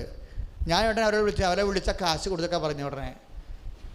അച്ഛാ ചിലർ എന്നെ വിളിച്ച് ചോദിച്ചാ, ഞങ്ങൾ പത്രം മേടിച്ച് ജൂൺ മാസത്തിൽ പത്രം മേടിച്ച് ജൂൺ മാസത്തിൽ അച്ഛനെ കണ്ടില്ല എന്ന് പറഞ്ഞു. അപ്പോൾ അവരെ പത്രം വെച്ച് കർത്താവിൻ്റെ അടുത്ത് കണക്ക് പറയുകയല്ലേ. ഞാൻ പറഞ്ഞു അവരെ വിളിച്ചിട്ട് ആ കാശ് കൊടുത്തിട്ട് ആ പത്രം തിരിച്ച് മേടിക്കുക, അല്ലെങ്കിൽ കാശ് കൊടുത്തേക്കാം. എന്താ കാര്യം? അവരെ നമുക്ക് ആവശ്യമില്ല, അവരെ കർത്താവിനും ആവശ്യമില്ല. എന്താ കാര്യം? അവരിത് വെച്ച് കാര്യം കാണാൻ വേണ്ടി നടക്കുന്ന കർത്താവിൻ്റെ ആൾക്കാരില്ല. ഇതൊരു തീഷ്ണത വേണം നമുക്ക്. ഞങ്ങൾക്കൊക്കെ ഈ ഇതുള്ള ഒരു തീഷ്ണതയില്ലേ? അത് നിങ്ങൾക്ക് കേട്ട് കാണുമ്പോൾ മനസ്സിലാണില്ലേ?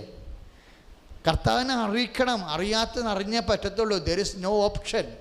കർത്താവല്ലാതെ വേറെ ഒരു മാർഗ്ഗമില്ലല്ലോ. നിത്യരക്ഷയ്ക്ക് രക്ഷാകരമായ മാർഗത്തിന് വേറെ മാർഗ്ഗമില്ലല്ലോ. ചെപ്പടിപ്പടികാരും കള്ളദൈവങ്ങളും ആളുദൈവങ്ങളും അങ്ങനെ നാട് മുഴുവൻ കുത്തിയിരിക്കും. We doesn't mind about that. യേശുക്രിസ്തു മാത്രമാണ് മനുഷ്യൻ്റെ നിത്യരക്ഷയ്ക്കുള്ള മാർഗം. ആ ഒരു ബോധം നോക്കേണ്ടതാണ്. എങ്കിൽ പിന്നെ നമ്മളത് അറിയിച്ചേ അറിയാത്തുള്ളൂ. അതിനു വേണ്ടിയാണിത്.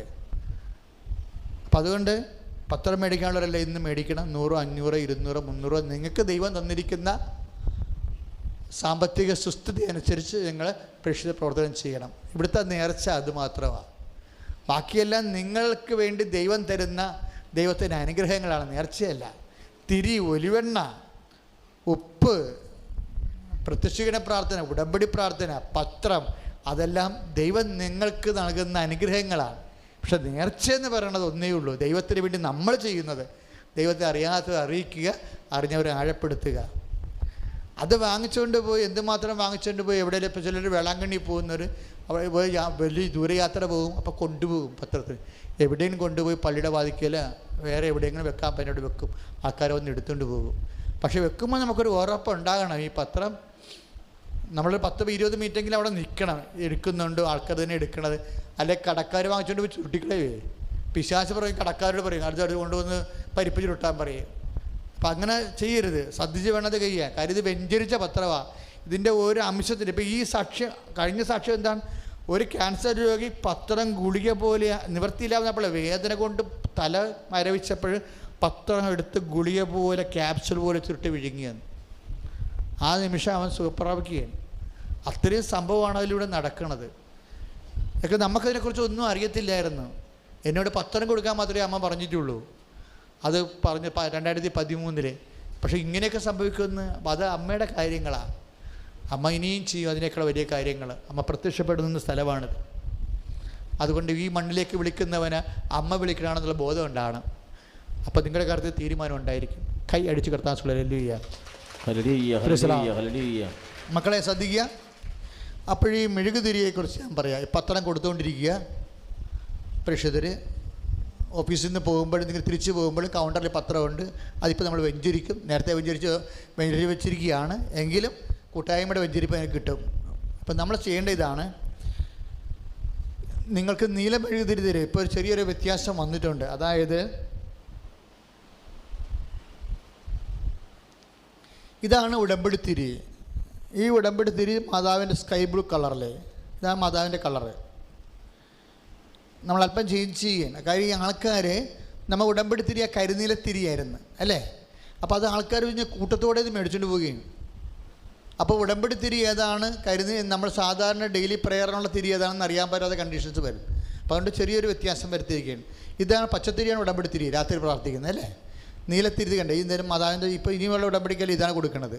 അപ്പം നിങ്ങൾ ഉടമ്പടി പുതുക്കി മേടിക്കുമ്പോൾ പ്രത്യക്ഷീകരണ പ്രാർത്ഥനയ്ക്ക് നിങ്ങൾക്ക് ഇത് വാങ്ങിക്കാൻ പറ്റും. മനസ്സിലായില്ല? അത് വെറുതെ ആൾക്കാർ തിരി വാങ്ങിച്ചുകൊണ്ട് പോകുന്നുണ്ട്. കൃപാസന തിരി വെറുതെ മേടിച്ചാലും കുഴപ്പമൊന്നുമില്ല. പക്ഷേ ഞാനതിനെ പ്രൊമോട്ട് ചെയ്യണില്ല. കാര്യം നമ്മൾക്ക് വ്യവസ്ഥാപിതമായ മാർഗ്ഗങ്ങൾ ദൈവം തന്നിട്ടുണ്ട്.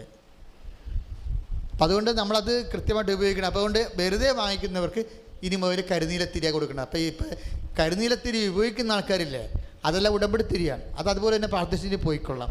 ഇനി മേടിക്കുമ്പോൾ ഉണ്ടാകുന്ന വ്യത്യാസമാണ് ഈ പറഞ്ഞത്. ഇപ്പോൾ ഈ നമ്മൾ ഈ ഉടമ്പടിയിൽ ഈ തിരി സന്ധ്യക്കാണ് പ്രാർത്ഥിക്കേണ്ടത്. ചില ആൾക്കാർ ബുധനാഴ്ച ശനിയാഴ്ച പ്രാർത്ഥിക്കുന്നു. വളരെ ക്ലേശത്തിലിരിക്കുന്ന ആൾക്കാർ ഡെയിലി പ്രാർത്ഥിക്കുന്നുണ്ട് പച്ചത്തിരി കത്തിച്ച്. രണ്ടും ശരിയാണ്, കുഴപ്പമൊന്നുമില്ല. വലിയ കുഴപ്പമില്ലാത്ത കാലാവസ്ഥയാണെന്നുണ്ടെങ്കിൽ നമുക്ക് ബുധനാഴ്ച ശനിയാഴ്ചയും പച്ചത്തിരി ഉപയോഗിച്ചാൽ മതി. അല്ല വളരെ കുഴപ്പം പിടിച്ചാൽ ഉടനെ നടക്കണമെന്നുള്ള കാര്യമാണെന്നുണ്ടെങ്കിൽ അത് എല്ലാ ദിവസവും ഉപയോഗിച്ചാലും കുഴപ്പമൊന്നുമില്ല. ഈ നീലത്തിരി വെളുപ്പിന് പ്രത്യക്ഷീകരണ പ്രാർത്ഥനയ്ക്ക് ഉപയോഗിക്കേണ്ടതാണ്. ഈ നീലത്തിരി കണ്ടല്ലോ. പിന്നെ വലിയ വേണ്ട കാര്യം, അപ്പോൾ ഈ ഉടമ്പടി ചെയ്യുന്ന ആൾക്കാർ അതിനകത്ത് കാശുരൂപ കിടക്കുന്നുണ്ടോ ഇല്ലയെന്ന് ഉറപ്പ് വരുത്തണം. കാര്യം ഉടമ്പടി കാശുരൂപ നമുക്ക് പിന്നെ കൊടുക്കാൻ പറ്റത്തില്ല. അച്ഛൻ പോലും ആ കാശുരൂപ മേടിച്ച് വ്യത്യസ്തമായ മിഷന് വേണ്ടി റീപ്ലേസ് ചെയ്താൽ കൊടുക്കേണ്ടത്. അപ്പോൾ ഞാൻ ഉടമ്പടി കാശുരൂപ എടുത്തിട്ട് വരാൻ പറയും. അപ്പോൾ അതുകൊണ്ട് അത് ശ്രദ്ധിക്കണം. നമ്മളിപ്പോൾ ചെയ്യേണ്ട കാര്യം വെച്ചാൽ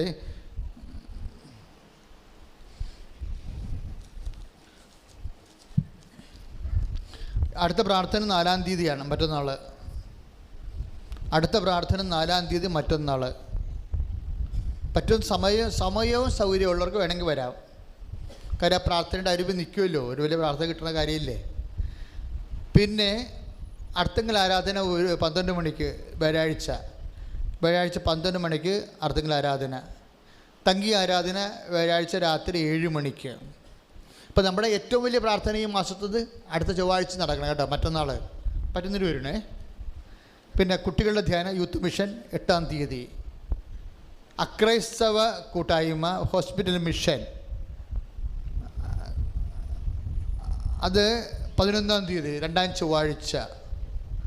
2-ാം ചൊവ്വാഴ്ച തന്നെയാണ് മരിയൻ തപസ്. ഒന്ന് പ്രാർത്ഥിക്കണേ. നമ്മൾ മുറികൾ ചെയ്തുകൊണ്ടിരിക്കുക, ചെയ്തു തീരണില്ല. അപ്പോൾ തപസ് കുഴയാതിരിക്കാൻ വേണ്ടി ഒന്ന് പ്രാർത്ഥിക്കണം.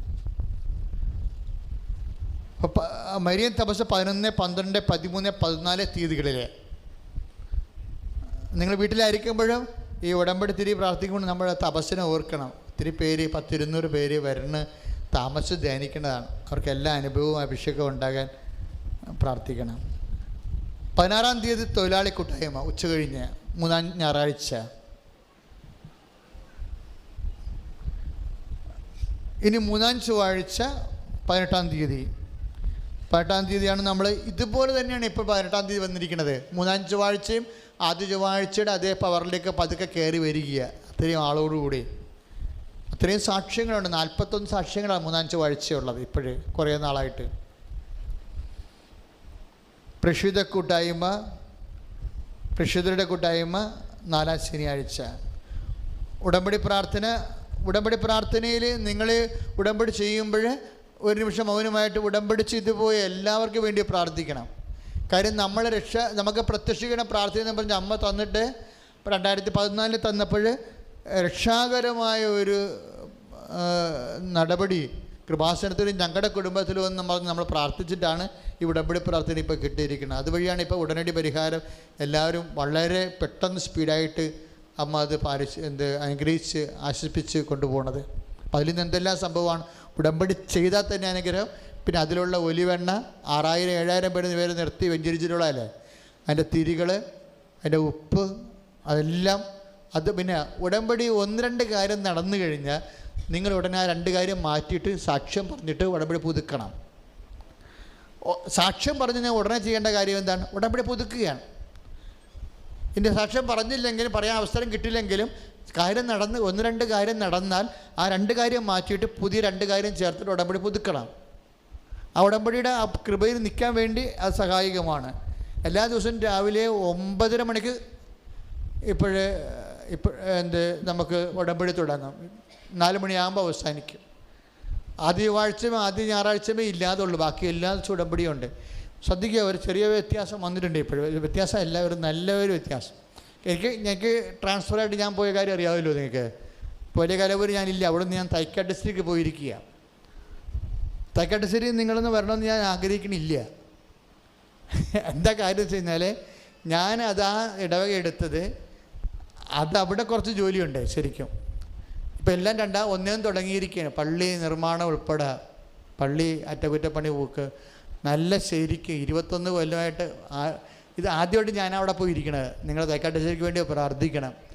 ഇടവകങ്ങൾ തന്നെ ആരാണെന്ന് പോലും ഒരു പിടിയില്ല, ഇങ്ങനെ ചെതറി കിടക്കുക. അവരൊക്കെ കണ്ടുപിടിക്കണം. ഇപ്പോഴൊന്നും ഇല്ല, ഞാൻ ഇപ്പം പ്രാർത്ഥിച്ച് ഒരുങ്ങണ കാലമാണ്. പള്ളിയൊക്കെ നന്നായിക്കൊണ്ടിരിക്കുക. അവിടെ 7 മണിക്ക് കുർബാനയുണ്ട് രാവിലെ. വെള്ളിയാഴ്ച അച്ഛൻ അവിടെ ഉള്ളത് വെള്ളി ശനി ഞായർ. അപ്പം നിങ്ങൾ അവിടെ വരാൻ അച്ഛൻ ഉദ്ദേശിക്കണില്ല, ആരെയും വിളിക്കണമില്ല. വന്നാലൊട്ടും ആകപ്പാടെ 10 പേരൊക്കെ എടുക്കത്തുള്ളൂ ദിവസം.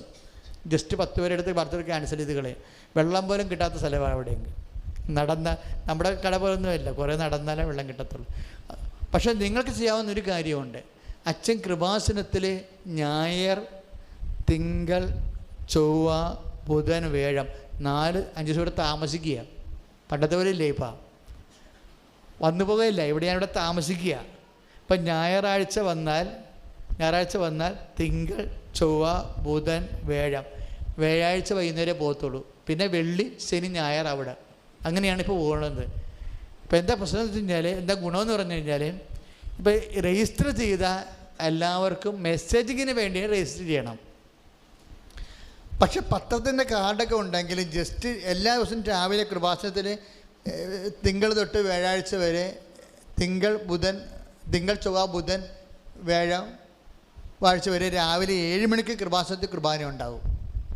അപ്പം ചില ആൾക്കാർ ചെയ്യണത് രജിസ്റ്റർ ചെയ്യാൻ പറ്റിയില്ല, ജസ്റ്റ് കണ്ട് കാര്യം പറയാൻ ഒരു 2 മിനിറ്റ് കൊണ്ട് കാര്യം പറയാനുള്ള ചില ആൾക്കാരുണ്ടാകും. ചിലപ്പോൾ അവർ ഇൻ്റർവ്യൂവിന് പോകാൻ വേണ്ടി പോവുകയാണ്. അപ്പം അങ്ങനെ വരുമ്പോൾ പെട്ടെന്നൊരു ബ്ലെസ്സിങ് ആവശ്യമുണ്ടെങ്കിൽ നിങ്ങൾക്ക് എവിടെ ഉണ്ടെന്ന് തിരക്കിടക്കേണ്ട കാര്യമില്ല. ഞാൻ 7 മണിക്ക് കുർബാന കഴിഞ്ഞാൽ ഉടമ്പടിക്കാരുണ്ടാകും. ഉടമ്പടിക്കാരെ കറക്റ്റ് ചെയ്തിട്ട് രജിസ്ട്രേഷനുള്ള ആൾക്കാർ നമ്പറെല്ലാം കൊടുത്തു കഴിഞ്ഞാൽ ഞാനൊരു 1 മണിക്കൂർ സമയം എമർജൻസിക്കാർക്ക് കൊണ്ട് വെച്ചിരിക്കുകയാണ്. എന്നുവെച്ചാൽ പെട്ടെന്ന് ഇപ്പോൾ ഒരു പ്രസവ കേസ് വന്ന് രജിസ്റ്റർ ചെയ്യുന്നത് പറഞ്ഞാൽ അവരെന്ത് ചെയ്യാനാ? അവരുടനെ വന്നിട്ട് രാവിലെ 7 മണിക്ക് വന്ന് കുർബാനക്ക് വരാൻ നോക്കണം. എപ്പോഴും കുർബാനക്ക് കൂടി ജസ്റ്റ് അച്ഛനെ കണ്ടച്ച അവിടെ ഞാൻ നിത്യാരാധന അവിടെ ഇരിക്കും. 1 മണിക്കൂർ നേരം അവർക്ക് നിത്യാരാധന ഇരിക്കും. എന്താണെന്ന് വെച്ച് കഴിഞ്ഞാൽ ഈ രജിസ്റ്റർ ചെയ്യാൻ പറ്റാതെ വന്നിട്ടുള്ള, അല്ലെങ്കിൽ നിങ്ങൾ പറയല്ലേ എത്ര പ്രാർത്ഥന വിളിച്ചാൽ ഒരിക്കലും പോലും അച്ഛനെ കണ്ടിട്ടില്ല എന്നൊക്കെ പറയല്ലേ, അതൊക്കെ ഒഴിവാക്കാൻ വേണ്ടി തന്നെയല്ല. എനിക്ക് പ്രശ്നം അതല്ല. ഈ ഇൻ്റർവ്യൂ, പ്രസവ കേസ്, ആശുപത്രി കേസൊക്കെ എമർജൻസി കേസില്ലേ, അത് അറ്റൻഡ് ചെയ്യണം. അതിനാണ് എല്ലാ ദിവസവും ഞാൻ തിങ്കളാഴ്ച മുതൽ വ്യാഴാഴ്ച വരെ 1 മണിക്കൂർ കുർബാന കഴിഞ്ഞ് ഇവ നിത്യാരാധന ഇരിക്കും. അപ്പം എന്ത് ചുട്ടുപൊള്ളുന്ന കേസായിട്ട് നിങ്ങൾക്ക് വരാം, നമുക്ക് പ്രാർത്ഥിക്കാം, കർത്താവിനെ ജയിപ്പിക്കും. മെസ്സേജിന് വരരുത്, അത് രജിസ്ട്രേഷനിലൂടെ പോകത്തുള്ളൂ. മെസ്സേജ് വേറെ വിഷയമാണ്. അതിന് 1 മണിക്കൂറൊക്കെയാണ് ചില ആൾക്കാർക്ക് വേണ്ടി വരുന്നത്, ചില ആൾക്കാർക്ക് അരമണിക്കൂറൊക്കെയാണ് വേണ്ടി വരുന്നത്. അതുകൊണ്ട് മെസ്സേജ് ഒരിക്കലും അച്ഛനോട് ചോദിക്കരുത്. പക്ഷേ ഇവിടെ വരുമ്പോഴും നിങ്ങളുടെ കയ്യിൽ ഉണ്ടാകണം. അച്ഛൻ ചോദിക്കും, നിങ്ങളുടെ പേപ്പറുണ്ടാ, ഈ മാസത്തെ പ്രാർത്ഥന കൂടിയതാണോ, നിങ്ങളുടെ പേപ്പറുണ്ടോ, ഉടമ്പടി പേപ്പറുണ്ടോ എന്നൊക്കെ ചോദിക്കും. അപ്പം അവിടെ ഇരുന്നാലും വെറുതെ ചുമ്മാ ഓടി വരാനൊന്നും പറ്റത്തില്ല. ഉടമ്പടി പേപ്പറില്ലെങ്കിൽ ഉടമ്പടി ചെയ്യാൻ പറയും ഉടനെ. അല്ല നിങ്ങൾ വീട്ടിൽ നിന്ന് പറഞ്ഞാൽ അച്ഛൻ ഇവിടെ ഇരിപ്പുണ്ട് ചെന്ന് കണ്ടേക്കാമെന്ന് നടക്കത്തില്ല. കൃപാസനം കാണുന്നത് ആരാണ് ഉടമ്പടി ചെയ്തത് അവരുമായിട്ട് മാത്രമേ നമുക്ക് ഉത്തരവാദിത്തമുള്ളൂ. മറ്റുള്ളവർ ഉടമ്പടി ചെയ്യണം. അമ്മ മാതാവ് പറഞ്ഞു കേൾക്കുന്ന കേസ് ഇതല്ലേ. പിന്നെ ഉടമ്പടി ചെയ്തിട്ട് ഉഴപ്പി നടന്നിട്ട് പിന്നെ കാര്യം വരുമ്പോൾ ഓടിക്കൊണ്ട് വരും. അതപ്പോൾ ആ മാസത്തെ പ്രാർത്ഥന കൂട്ടിയിട്ടുണ്ടോ, പത്രത്തിൻ്റെ കാർഡ് കയ്യിലുണ്ടോ എന്ന് ചോദിക്കും. അല്ലാതെ കാര്യം കണ്ടെങ്കിൽ ഉടമ്പടി നടത്തി ചെയ്തേച്ചും കുഴപ്പം നടക്കും. പ്രാർത്ഥനയും കൂടത്തില്ല, അവിടെ പോയി ഇവിടെ പോയി എന്നൊക്കെ പറഞ്ഞു എനിക്ക് ഒരു വിഷയം ഉണ്ടാകുമ്പോൾ മകന് അഡ്മിഷൻ കിട്ടില്ല എന്ന് ഓടി വരും. അപ്പം ഞാൻ ചെയ്യും എന്ന് ഈ പ്രാർത്ഥനയ്ക്ക് വന്ന് അയ്യോത്തെ കഴിഞ്ഞ് ഏപ്രിലിൽ വന്നതാണ്, ചാപ്റ്റർ ക്ലോസ് ചെയ്യുന്ന പറയും, പുതുക്കാൻ പറയും. ഉടനെ ഉടമ്പടി പുതുക്കാൻ പറയും. എങ്ങനെ ഉടമ്പടി താമസിച്ച് 2 എണ്ണം ഉഴപ്പി പോയെന്ന് കഴിഞ്ഞാൽ ഉടനെ പുതുക്കണത്, രണ്ടാമത് പുതുക്കണത്. അപ്പം അത് നിങ്ങൾ പുറത്ത് പറയുമ്പോൾ അതൊക്കെ പറഞ്ഞ് മനസ്സിലാക്കി കൊടുക്കണം. ഞാൻ സഹായിക്കാൻ തയ്യാറാണ്, പക്ഷേ കർത്താവ് പറഞ്ഞ് കേട്ടില്ലേ, രക്ഷാകരമായ അനുതാപം എന്ന് പറഞ്ഞില്ലേ. രക്ഷാകരമായ അനുതാപം കിടക്കുന്നിടത്തോളം കാലം മാനുഷ്യമായ പരിഗണന വെച്ചിട്ട് എന്നാ കാര്യം കാണിക്കാൻ. സ്വന്തം അമ്മ വന്നാലും പറയും അനുതാപപ്പെട്ട് വരാൻ പറയും. കാര്യം അതൊക്കെ നമ്മൾ ദൈവത്തിൻ്റെ ജോലിയിൽ ചെയ്യണത്, മാനുഷികമായ ജോലിയൊന്നും അല്ലല്ല. ആ ഒരു ബോധം നിങ്ങൾക്ക് ഉണ്ടാകണം. എനിക്ക് മനസ്സാക്ഷിയുണ്ട്, വേദനിക്കുന്നതിൻ്റെ വേദനയെക്കുറിച്ച് എനിക്ക് നല്ലവണ്ണം അതിൻ്റെ നിറവും മണവും ഗുണമൊക്കെ അറിയാം. പക്ഷെ നിങ്ങളും അതനുസരിച്ച് ദൈവത്തോടൊരു ആത്മാർത്ഥമുള്ളവരായിരിക്കുമെങ്കിൽ സംഭവം പെട്ടെന്ന് നടക്കും. അപ്പം ഈ സംവിധാനങ്ങൾ പ്രയോജനപ്പെടുത്തുക. പിന്നെ അട്ടർ കേസ്, ഇപ്പം ഈ തുറവൂരിൽ നിന്ന് 4 കിലോമീറ്റർ കിഴക്കോട്ടെടുക്കുകയാണെങ്കിൽ തൈക്കാട്ടുശ്ശേരി. അട്ടർ കേസ് ഓഫീസിൻ്റെ അനുവാദത്തോട് വരാം, നേരെ അങ്ങോട്ട് ഓടി വരാൻ പറ്റത്തില്ല. അട്ടർ കേസ് ഓഫീസിൻ്റെ അനുവാദത്തോട് വരാം. പിന്നെ ഫ്രഷ് ക്യാൻസർ വന്നാൽ എടുക്കും. ഉടമ്പടി ചെയ്യാത്ത ആൾക്കാർ തൈക്കാട്ടുശ്ശേരി വന്നാൽ ഉടമ്പടി അവരെ കാര്യങ്ങൾ കേട്ടിട്ട് ഉടമ്പടിയിലോട്ട് അവരെ ഇങ്ങോട്ട് ചാർജ് ചെയ്യും. പുതിയ ആൾക്കാർ വന്നാൽ തൈക്കാട്ടുശ്ശേരിയിൽ എടുക്കും. അത് രാവിലെ 7 മണിക്ക് കുർബാനയ്ക്ക് വന്നാൽ കുർബാന കഴിഞ്ഞാൽ പിന്നെ ഒരു മനുഷ്യൻ കയറിയാൽ എടുക്കത്തില്ല. ആരെങ്കിലും വരാൻ ഉദ്ദേശിക്കുന്നുണ്ടെങ്കിൽ, പുതിയ ആൾക്കാർ വരാൻ ഉദ്ദേശിക്കുന്നുണ്ടെങ്കിൽ 7 മണിക്ക് എത്തണം, അവിടെ കുർബാനയ്ക്ക് എത്തണം. അത് പുതിയ ആൾക്കാർ. പഴയ ആൾക്കാർ എടുക്കത്തു. പഴയ ആൾക്കാർ ആ ഉടമ്പടി പ്രകാരം ഞാനിവിടെ ഉണ്ടല്ലോ. കാര്യം ഈ ശുശ്രൂഷ ഒന്നും നമുക്ക് മാറ്റാൻ പറ്റത്തില്ല. കാര്യം അമ്മ മാതാവ് പ്രത്യക്ഷപ്പെട്ടതാണ്. ഇനി കൃപാസനത്തിന് 20 ഏക്കർ സ്ഥലം ഇന്ത്യയിൽ എവിടെ തരാമെന്ന് പറഞ്ഞാൽ എടുക്കാൻ പറ്റത്തില്ല. കാര്യം എന്താ, കോടിക്കണക്കിന് രൂപ കൊടുത്താൽ മേടിക്കാൻ പറ്റാത്ത ഈ മണ്ണാണിത്. ഇത്രയും വലിയ ശുശ്രൂഷ ഉള്ളപ്പോൾ ഞാനൊക്കെ ശുശ്രൂഷ പുറത്ത് ചെയ്തില്ല, ചെയ്യാൻ പറ്റത്തില്ലല്ലോ.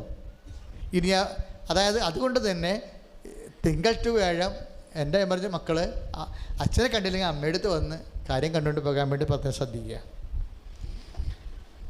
നമ്മൾ ഈ ഉടമ്പടിക്ക് പുറത്ത് തിരികെത്തിക്കേണ്ടത് ഒരു വിശ്വാസപ്രമാണ് 7 സ്വർഗസ്ഥനായതും 7 നന്മറിഞ്ഞവരെയുമാണ്. ഉപ്പ് ഉപയോഗിക്കണ ഒരു നുള്ളി കഞ്ഞിവെള്ളത്തിലിട്ട് പരുവിലും കുരുലും ഇടാം, ഒരു തുള്ളിയിട്ട് ഭക്ഷണത്തിലിട്ട് വിശ്വാസപ്രമാഞ്ചലി 9 കുരിച്ചിട്ട് ഉപയോഗിക്കാം. ഒലിവെണ്ണയുടെ എല്ലാം കാര്യങ്ങൾ, ഒലിവെണ്ണ ഉടമ്പടിക്ക് മാത്രമേ ഉള്ളൂ. അത് ഉടമ്പടി ചെയ്തവർ മാത്രമേ ഒലിവെണ്ണ വാങ്ങിക്കാവൂ. അത് ഉടമ്പടിയിൽ നിർദ്ദേശം കൊടുത്തിട്ടുണ്ട്. മധ്യസ്ഥ പ്രാർത്ഥനക്കാരും മുടങ്ങരുത്. നിങ്ങളുടെ മധ്യസ്ഥ പ്രാർത്ഥന ഉടമ്പടിയുടെ ഭാഗമായിട്ട് നിൽക്കുന്ന കാരണം കൃപാസനത്തിലെ മധ്യസ്ഥ പ്രാർത്ഥനക്കാർ കൃത്യം 9:30 ഇവിടെ ലാൻഡ് ചെയ്യണം.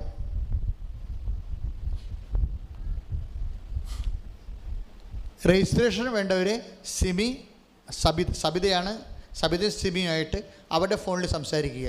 എന്നിട്ട് അച്ഛൻ്റെ ഡേറ്റ് എടുക്കുക, നിങ്ങൾക്ക് ഡേറ്റ് തരും. ഹൈ എമർജൻസിക്കാർ ജസ്റ്റ് വന്ന് എല്ലാ ദിവസവും വ്യാഴാഴ്ച വരെ 7 മണിക്ക് വന്നാൽ ജസ്റ്റ് കണ്ട് പറഞ്ഞിട്ട് പോകാം.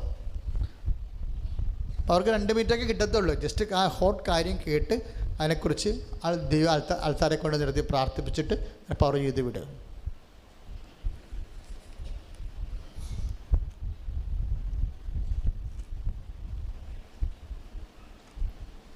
ശുശ്രൂഷ നേർച്ചയായിട്ട് നടത്തുന്നവർക്ക് 5000 രൂപ മാത്രം മുടക്കിയ ഈ ശുശ്രൂഷ നിങ്ങളുടെ സ്വന്തമായിട്ട് നേർച്ചയായിട്ട് നിങ്ങളുടെ പേരിൽ നിങ്ങളുടെ നിയോഗത്തിന് വേണ്ടി നടത്താവുന്നതാണ്.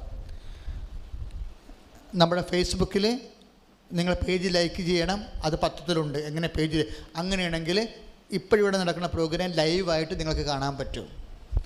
അപ്പോൾ പ്രോഗ്രാം ലൈവായിട്ട് നിങ്ങൾ കണ്ടുകൊണ്ടിരിക്കുമ്പോൾ ആ സമയത്ത് തന്നെ നിങ്ങൾ അടിച്ചാൽ മതി നിങ്ങളുടെ നിയോഗങ്ങൾ. ആരാധന ഇവിടെ നടക്കില്ലേ കൃപാസനത്തിൽ. ഇപ്പോൾ ചൊവ്വാഴ്ച നിങ്ങൾക്ക് വരാത്തിട്ടില്ല.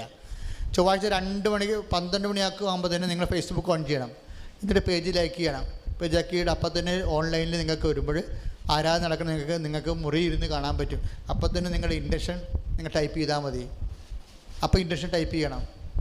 ഫേസ്ബുക്ക് ലൈക്ക് ചെയ്തിട്ടുണ്ട്, നേരത്തെ ലൈക്ക് ചെയ്ത് പേജിൽ അച്ഛൻ്റെ ഫ്രണ്ടാക്കി കളഞ്ഞു കഴിഞ്ഞാൽ നിങ്ങൾക്ക് ലൈവായിട്ട് പ്രോഗ്രാം വീട്ടിലിരുന്ന് കാണാൻ പറ്റും. നിങ്ങൾക്ക് വരാൻ പറ്റാത്ത കൂട്ടായ്മയ്ക്ക് കാര്യം ലൈവ് പോണത് ഫേസ്ബുക്ക് ലൈവ് പോണത് പ്രോഗ്രാം ഫേസ്ബുക്ക് ലൈവ് പോണത് ആദ്യ ചൊവ്വാഴ്ച, ആദ്യ ഞായറാഴ്ച, 3-ാം ചൊവ്വാഴ്ച, മരിയൻ തപസ്സിൻ്റെ ലാസ്റ്റ് വെള്ളിയാഴ്ച 10 മണിക്ക് ആണ് ലൈവ് പോകണം. ആ സമയത്ത് നിങ്ങൾക്ക് ഫ്രീ ആണെങ്കിൽ നിങ്ങൾ ഫേസ്ബുക്ക് ഓൺ ചെയ്ത് കഴിഞ്ഞാൽ ഈ പ്രോഗ്രാം നിങ്ങൾക്ക് കാണാം. അപ്പോൾ ആരാധന നിങ്ങൾ കൂടുകയാണ്, ഒരുമിച്ച് കൂടുകയാണ്. നിങ്ങൾ മാത്രമല്ല, നമ്മൾ ഒരുമിച്ച് എല്ലാവരും കൂടുകയാണ്. ആ സമയത്ത് നിങ്ങൾക്ക് ടൈപ്പ് ചെയ്താൽ നിങ്ങളുടെ ഇൻറ്റൻഷൻസ്, നിങ്ങളുടെ ആ പ്രാർത്ഥന ആവശ്യങ്ങൾ മൊബൈലിൽ തന്നെ ടൈപ്പ് ചെയ്തിടാൻ പറ്റും. അപ്പോൾ ആ ആരാധന എല്ലാം ഈശോ സ്വീകരിച്ചുകൊണ്ടല്ലേ ഇരിക്കണേ. പിന്നെ കാൻഡിൽ ലൈറ്റ് കാൻഡിൽ പ്രയർ, ഇപ്പോൾ എന്തുമാത്രം അനുഗ്രഹങ്ങളാണ് ലൈറ്റ് കാൻഡിലൂടെ ലഭിക്കുന്നത്. ലോകത്തിൻ്റെ വ്യത്യസ്തങ്ങളായ കോണ്ടിനെൻറ്റ്സിൽ ഇരുന്നുകൊണ്ടല്ലേ കൃപാസന പ്രത്യക്ഷയുടെ മാതാവിൻ്റെ മുമ്പിൽ നിങ്ങളുടെ പേരിൽ തിരിതെളിക്കണത്. അതിൻ്റെ ടെക്നിക്സ്, അതിൻ്റെ സ്റ്റെപ്സ് എല്ലാം പത്രത്തിലുണ്ട്. How to light the candle in front of, അതായത് മരിയൻറ്റിയുടെ വെബ്സൈറ്റ് വഴിയാണ് അത് ചെയ്യേണ്ടത്. മാതാവിൻ്റെ മുമ്പിൽ തിരിതെളിക്കേണ്ടത് 10 ദിവസത്തേക്ക് നിങ്ങളുടെ പേരെഴുതി കാണിച്ചിട്ട് മാതാവിൻ്റെ മുമ്പിൽ ആ തിരി തെളിഞ്ഞ് നിൽക്കും. പ്രാർത്ഥിക്കുന്നതനുസരിച്ച് കുറഞ്ഞുകൊണ്ട് വരും. ഞങ്ങളിവിടെ അത് മധ്യസ്ഥ പ്രാർത്ഥന കൊടുത്തിട്ട് നിങ്ങളുടെ അതുകൊണ്ടാണ് ഒരിക്കലും ഞങ്ങൾ ഇപ്പോൾ ഈ പ്രാവശ്യത്തെ പദ്ധതിയിലുണ്ട്, ഞങ്ങൾക്ക് ഭാഷ കണ്ടിട്ടില്ല, അവിടുത്തെ മാതാവിനെ കണ്ടിട്ടില്ല, ഞങ്ങൾ നാട്ടിൽ വരുമ്പോൾ ആദ്യമായിട്ട് ഇവിടെ വന്ന് മാതാവിനെ കണ്ടോളാമെന്ന്. കാര്യം എന്താ, അവർ വെബ്സൈറ്റിൽ ഓൺലൈനിൽ ഇൻറ്റൻഷൻ വെച്ച് വിട്ടപ്പോൾ അവിടെ കാര്യം നടന്ന്. അതൊരിക്കലും നടക്കാത്ത കാര്യങ്ങൾ അമ്മ വെബ്സൈറ്റിലൂടെ ഇവിടുത്തെ മധ്യസ്ഥ പ്രാർത്ഥനയോട് നടത്തി. അപ്പോൾ ഇത്രയുള്ള സംവിധാനങ്ങൾ നിങ്ങൾ പ്രയോജനപ്പെടുത്തണം. നേരത്തെ വസ്തു ഉയർത്തിപ്പിടിച്ചേ, അച്ഛനോട് ചേർന്ന് പ്രാർത്ഥിച്ചേ. കർത്താവായ ദൈവമേ, എല്ലാ പത്രങ്ങളെയും പത്രങ്ങളുടെ 12 പേജുകളെയും വിശുദ്ധ രക്തത്താൽ അങ്ങ് കുതിർക്കണമേ. പത്രം തൊടുന്നവര്, പത്രം കിടക്കുന്നവര്, പത്രം സ്പർശിക്കുന്നവര്, പത്രം ഉപയോഗിക്കുന്നവര് ഈ നിമിഷം മുതൽ കർത്താവിൻ്റെ സൗഖ്യശക്തിയാൽ, മാതാവിൻ്റെ മധ്യസ്ഥത്തിൻ്റെ സൗഖ്യശക്തിയാൽ നിറയട്ടെ. ശ്രുതികട്ടെ hallelujah.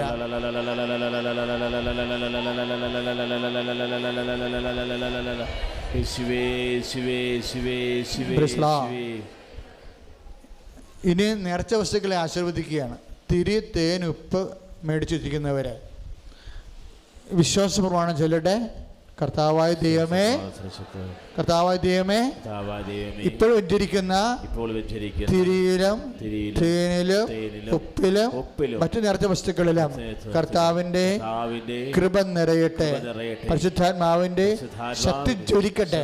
ശ്രുതികട്ടെ. Lord Jesus Christ, pour out His Spirit to the fire finger, soak with the precious blood, and with the authority of the Catholic Church, the power of Jesus Christ, with the medicine of the Holy Priesthood, I bless the Holy Relics, those who have grace and peace and power. സമാപന ആശീർവാദമാണ്. മക്കളെ മുട്ടുന്നേ. അൾത്താരയിൽ ഉടമ്പടിക്കുള്ള നേർച്ച വസ്തുക്കൾ ഇരിക്കുകയാണ്. അൾത്താരയിലേക്ക് നിങ്ങളുടെ വലതുകരം നീട്ടിപ്പിടിച്ചുകൊണ്ട് അച്ഛനിത് വെഞ്ചരിക്കാൻ പോവുകയാണ്. അൾത്താരയ്ക്ക് വലതുകരം നീട്ടിപ്പിടിച്ചുകൊണ്ട് വിശ്വാസപ്രമാണം ചെല്ലട്ടെ. വിശ്വാസപ്രമാണം. Lord Jesus Christ, Holy Spirit, the fire finger, soak with the precious blood, but in precious spirit, the the Catholic Church, the power of Jesus Christ, the medicine of Holy Priesthood, I bless the Hallelujah. ഇതിൻ്റെ കർത്താവിനുമായ നാമം ശബദാധികാരത്തിൽ കൃഷ്ണയുടെ ആളത്തിൽ ദൈവത്തിൻ്റെ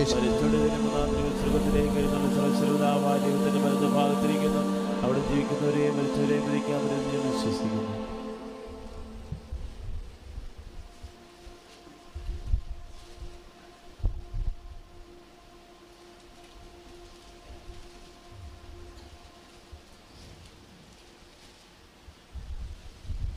ആരാധന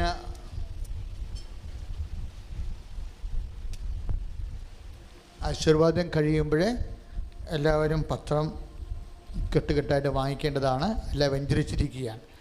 ആശീർവാദം കഴിഞ്ഞ് 20 minute കഴിയും, 10 minute കഴിയും, അല്ലെങ്കിൽ 15 മിനിറ്റ് കഴിയുമ്പോൾ ഞാൻ ഈ ക്രാസിയിൽ പ്രാർത്ഥിക്കാൻ തുടങ്ങും. അത്യാവശ്യക്കാർക്ക് ക്രാസിയിൽ പ്രാർത്ഥിക്കാൻ വേണ്ടി നിൽക്കാവുന്നതാണ്. ഒരു മിനിറ്റ്, സോറി, ഒരു ഞാനത് ആദ്യ ചൊവ്വാഴ്ച ഓർത്ത് പറഞ്ഞതാണ്. ശ്രദ്ധിക്കുക, ചെറിയ വ്യത്യാസം. നമ്മൾ ഇപ്പോഴും ഇന്ന് സാക്ഷ്യത്തിലുണ്ടത്, അതായത് ദിവ്യകാരുണ്യത്തിൽ നമ്മൾ 3 നിയോഗങ്ങൾ എഴുതിയിട്ടുണ്ട്. ആ നിയോഗങ്ങളാണ് നമ്മൾ പിന്നീട് ഉടമ്പടി വഴി മറ്റു തലത്തേക്കെല്ലാം നടക്കുന്നത്. നമ്മൾ സമർപ്പിക്കുന്ന ചിലപ്പോൾ ആദ്യം നിയോഗങ്ങൾ ദിവ്യകാരുണ്യത്തിൽ എഴുതിയിട്ട് ആൾക്കാരുണ്ടാകും. നമ്മൾ ശ്രദ്ധിക്കേണ്ട കാര്യം വെച്ച് കഴിഞ്ഞാൽ ഇപ്പോഴും നടക്കാൻ പോകുന്ന കാര്യങ്ങൾ, അതായത് നിങ്ങൾ 3 കാര്യങ്ങൾ എഴുതിയിട്ടുള്ള ലിസ്റ്റ് ഇപ്പോൾ നിങ്ങളുടെ കയ്യിലുള്ളവരുണ്ട്. അപ്പോൾ നമുക്ക് 3 ഔട്ട്ലെറ്റുകളാണ് ഉള്ളത്. ഒന്ന് കുരിശുരൂപം. നിങ്ങൾ ലൈൻ ചെയ്തിട്ട് ഈ ലൈനിൽ വന്നിട്ട് ഇതിലെ കൂടി കയറി നിങ്ങളുടെ 3 കാര്യങ്ങൾ കുരിശുരൂപത്തിൽ വെച്ചിട്ട് ആ ചീട്ട് വെച്ചിട്ട് ഒരു സ്വർഗസ്ഥനായ ചെല്ലിയതിന് ശേഷം ഈശോയ്ക്ക് സമർപ്പിക്കാം. രണ്ടാമത്തെ ഔട്ട്ലെറ്റ് എന്ന് പറയുന്നത് അമ്മ മാതാവാണ്. അത് പുറത്തുനിന്ന് ലൈൻ എടുത്തിട്ട് പടിഞ്ഞാറ് വാതിക്കൽ വന്നിട്ട് കിഴക്കേ വാതിലൂടെ ഇറങ്ങിപ്പോകണം. വോളണ്ടിയേഴ്സ് നിർദ്ദേശം സൂക്ഷിക്കണം. ഒറ്റ ലൈനേ വരാൻ പാടുള്ളൂ. അത് നിങ്ങളുടെ കയ്യിലുള്ള നിയോഗം ഉണ്ടായാലും ഇല്ലെങ്കിലും, കാര്യം ഇവിടെ നിയോഗം വെച്ചാൽ പിന്നെ അവിടെ വെക്കാൻ പറ്റത്തില്ലല്ലോ. അപ്പോൾ എവിടെയാണ് നിയോഗം വെക്കാൻ ഉദ്ദേശിക്കുന്നത് അവിടെ വെക്കുക. എന്നിട്ട് മാതാവിൻ്റെ മുമ്പിൽ വെച്ചിട്ട് ഒരു സുഖസ്നാ ചൊല്ലിയിട്ട് മാതാവിൻ്റെ അവിടെയും ഒരു ബക്കറ്റ് വെക്കും. ആ നിറച്ച് ആ മധ്യസ്ഥ പ്രാർത്ഥന സ്വീകരിക്കാൻ അത് നമ്മൾ മധ്യസ്ഥ പ്രാർത്ഥന കൊടുക്കുകയും ചെയ്യും. ഈ രണ്ട് സ്ഥലത്തും ഒരുപോലെ അനുഗ്രഹമുള്ളതാണ്. നിങ്ങൾക്ക് അനുഭവം കൊണ്ട് മനസ്സിലായിട്ടുണ്ട്. ഗർഭിണികളെ ഈ ലൈനിൻ്റെ അകത്തുകൂടി കയറി, ഈ തൂണിൻ്റെ അകത്തുകൂടെ ലൈനിലൂടെ കയറി വരണം. അവർക്ക് ചീട്ട് വേണ്ട ആവശ്യമില്ല, അവർക്ക് നേരിട്ട് വരാവുന്ന. പിന്നെ ഭയങ്കര എമർജൻസി കേസുള്ള ആൾക്കാരുണ്ട്, അതായത് ക്യാൻസർ അതുപോലെയുള്ള സീരിയസ് രോഗങ്ങളുള്ള ആൾക്കാരുണ്ട്. അവർക്ക് ഈശോനെ തൊട്ട് പ്രാർത്ഥിക്കാനുള്ള അവസരമുണ്ട്. ഒരു 50 ചീട്ടാണ് അച്ഛൻ ഉദ്ദേശിക്കുന്നത്. 50 ആകുമ്പോൾ തന്നെ 6-7 മണിയാവും. അപ്പം അത് നടുക്ക് നിൽക്കണവർ, അത് ഇടിയൊന്നും വെക്കരുത്. പതുക്കെ നിന്ന് ജപമാല ചൊല്ലി പതുക്കെ പ്രാർത്ഥിച്ച് വന്ന് അച്ഛൻ്റെ അടുത്ത് വന്ന് ഈശോ അച്ഛൻ്റെ മടിയിരിപ്പുണ്ട്. അച്ഛൻ വെറുതെ ഇരിക്കണേ ഇല്ല. ഈ ചില ആൾക്കാർ വന്ന് തൊടുമ്പോൾ അറിയാൻ പറ്റും ബുദ്ധിബോധം ഇല്ലാതെ ജാതിയാണെന്ന്. അതായത് ഞാനിങ്ങനെ മൂടിപ്പൊതിഞ്ഞിരിക്കണതേ ഉള്ളൂ. ഈശോനെ വെച്ചിട്ടാണ് അങ്ങനെ മൂടിപ്പൊതിഞ്ഞിരിക്കണത്. ഈശോനെയാണ് വന്ന് തൊടേണ്ടത്. അല്ല ചില ആൾക്കാരുടെ മുട്ടലും കാലൊക്കെ തൊടിഞ്ഞപ്പോൾ കാണാം. അത് ശ്രദ്ധിക്കത്തില്ലേ? അത് ഈശോനെ തൊടാൻ വേണ്ടിയാണ് വരണത്. അതായത് ഏറ്റവും ഹൈ എമർജൻസിയാണ് വരണത്. ഹൈ എമർജൻസി, മഞ്ഞപ്പിത്തം, കൂടിയ മഞ്ഞപ്പിത്തം, കിഡ്നി രോഗികൾ, അതുപോലെ ഹാർട്ട് രോഗികൾ, അങ്ങനെയുള്ള ആൾക്കാർ, ക്യാൻസർ രോഗികൾ, അവർക്ക് വേണ്ടിയാണ് ഇവിടെ ഇരിക്കുന്നത്, ഇന്ത്യ കുർബാന ഇരിക്കുന്നത്. അപ്പോൾ അവർക്ക് നമ്പർ കൊടുത്തിട്ടുണ്ട്. അല്ലെങ്കിൽ നമ്പർ ഓഫീസിൽ നിന്ന് എമർജൻസി തന്നെ കിട്ടും. ജോസഫ് സാറിനെ കണ്ടാൽ മതി, നമ്പർ കിട്ടും. അവർക്ക് വന്ന് ജസ്റ്റ് വന്ന് അവർ ഈ ലൈൻ കീപ്പ് ചെയ്തിട്ട് 50 പേർക്കേ മാക്സിമം നമ്പറുള്ളൂ. അവർ വന്നിട്ട് ഈശോനെ തൊടണം. തൊട്ട് കഴിയുമ്പോൾ ഞാൻ നിങ്ങളുടെ ലിസ്റ്റ് വായിച്ചു കഴിയുമ്പോൾ ഞാൻ നിങ്ങൾ എന്തിനാണ് പ്രാർത്ഥിക്കാൻ ആവശ്യപ്പെക്കുന്നത് ആ സബ്സ്റ്റൻസിൽ അച്ഛൻ സ്പർശിക്കും, ആ വ്യക്തിയിൽ അച്ഛൻ സ്പർശിക്കും, അനുഗ്രഹിച്ച് വിടും. അങ്ങനെ 50 ചീട്ടാണ് ഇവിടെ പോകുന്നത്. അപ്പം എല്ലാം ഒരേ രീതിയിൽ തന്നെയാണ്. പിന്നെ എമർജൻസി ആയതുകൊണ്ടാണ് ഈ വിഷയം ഇങ്ങനെ ചെയ്യണത്. ഇപ്പം മൂക്കിപ്പനിക്കാരും തലവേനക്കാരൊക്കെ ചാടി ഇവിടെ വിടരുത്. അത് ശ്രദ്ധിച്ച് ചെയ്താൽ മതി. കാര്യം വിശ്വാസമാണ് എൻ്റെ അകത്ത് വരുന്ന. വിശ്വാസമൊന്നും അല്ല, ദൈവസ്നേഹമാണ് കറക്റ്റ്. ദൈവസ്നേഹമുള്ളവരെ സംബന്ധിച്ചിടത്തോളം ഇവിടെ 3 എവിടെ തൊട്ടാലും ഒരുപോലെ ഇരിക്കും. Praise the Lord. വിശ്വാസപ്രമാണത്തിൽ സുരക്ഷിതനായ പിതാവും ആകാശത്തിൻ്റെയും ഭൂമിയുടെയും സൃഷ്ടാവുമായ ദൈവത്തെ ഞാൻ വിശ്വസിക്കുന്നു. അവിടുത്തെ ഏകപുത്രൻ കർത്താവായ ശംസിഹാരി ഞാൻ വിശ്വസിക്കുന്നു. ദൈവപുത്രൻ പരിശുദ്ധാത്മാവിൽ കന്യാമറിയത്ത് പറഞ്ഞ് പന്തിയസ്പിലാത്തോസിൻ്റെ കാലത്ത് വിരകൾ സഹിച്ച് ക്രൂശനായി മരിച്ചടക്കപ്പെട്ട പതാളത്തിറങ്ങി മരിച്ചൊരു 3-ാം ദിനം സുഖത്തിലേക്ക് എഴുന്നള്ളി ജലസത്തിലെ പിതാവായ ദൈവത്തിന് വലതുഭാഗത്തിരിക്കുന്നു. അവിടെ ജീവിക്കുന്നവരെയും മരിച്ചവരെയും വിധിക്കാമവരെയും ഞാൻ വിശ്വസിക്കുന്നു. പരിശുദ്ധാത്മാവിനെയും ഞാൻ വിശ്വസിക്കുന്നു. പിള്ളേരെ ജയിപ്പിക്കുകയും പഠിപ്പിക്കുകയും ചെയ്യുന്ന പുസ്തകം ഇറങ്ങിയിട്ടുണ്ട്, ബ്ലെസ്സിങ്സ്, ജൂൺ മാസത്തിലെ. വളരെ സൂപ്പറാണ്. നമ്മൾ ബ്ലെസ്സിങ്സ് ആശീർവദിക്കാൻ പോവുകയാണ്. ശ്രുതിയുടെ ഹല്ലേലൂയ. നല്ലവനായ ബ്ലെസ്സിങ്ങിനെ ആശീർവദിക്കാൻ പ്രാർത്ഥിക്കുന്ന ദൈവത്തിൻ്റെ വലിയ ശക്തി ബ്ലെസ്സിങ് മാസികയിലേക്ക് ആവശ്യിക്കട്ടെ. ബ്ലെസ്സിങ് മാസിക വായിക്കുന്നവരും പഠിക്കുന്നവരും കുഞ്ഞുങ്ങളെ ബുദ്ധിയും തെളിയുകയും പഠിക്കാൻ ഉത്സാഹം ലഭിക്കുകയും പഠിക്കുന്ന മനസ്സിൽ പതിഞ്ഞു നിൽക്കുകയും ചെയ്യാൻ ദൈവത്തിൻ്റെ കൃപയെ ബ്ലെസ്സിങ്സ് ഓരോ പേജുകൾ ആശീർവദിക്കും. വസ്തുക്കൾ ഉയർത്തിപ്പിടിക്കുക, പത്രം ഉയർത്തിപ്പിടിച്ചു.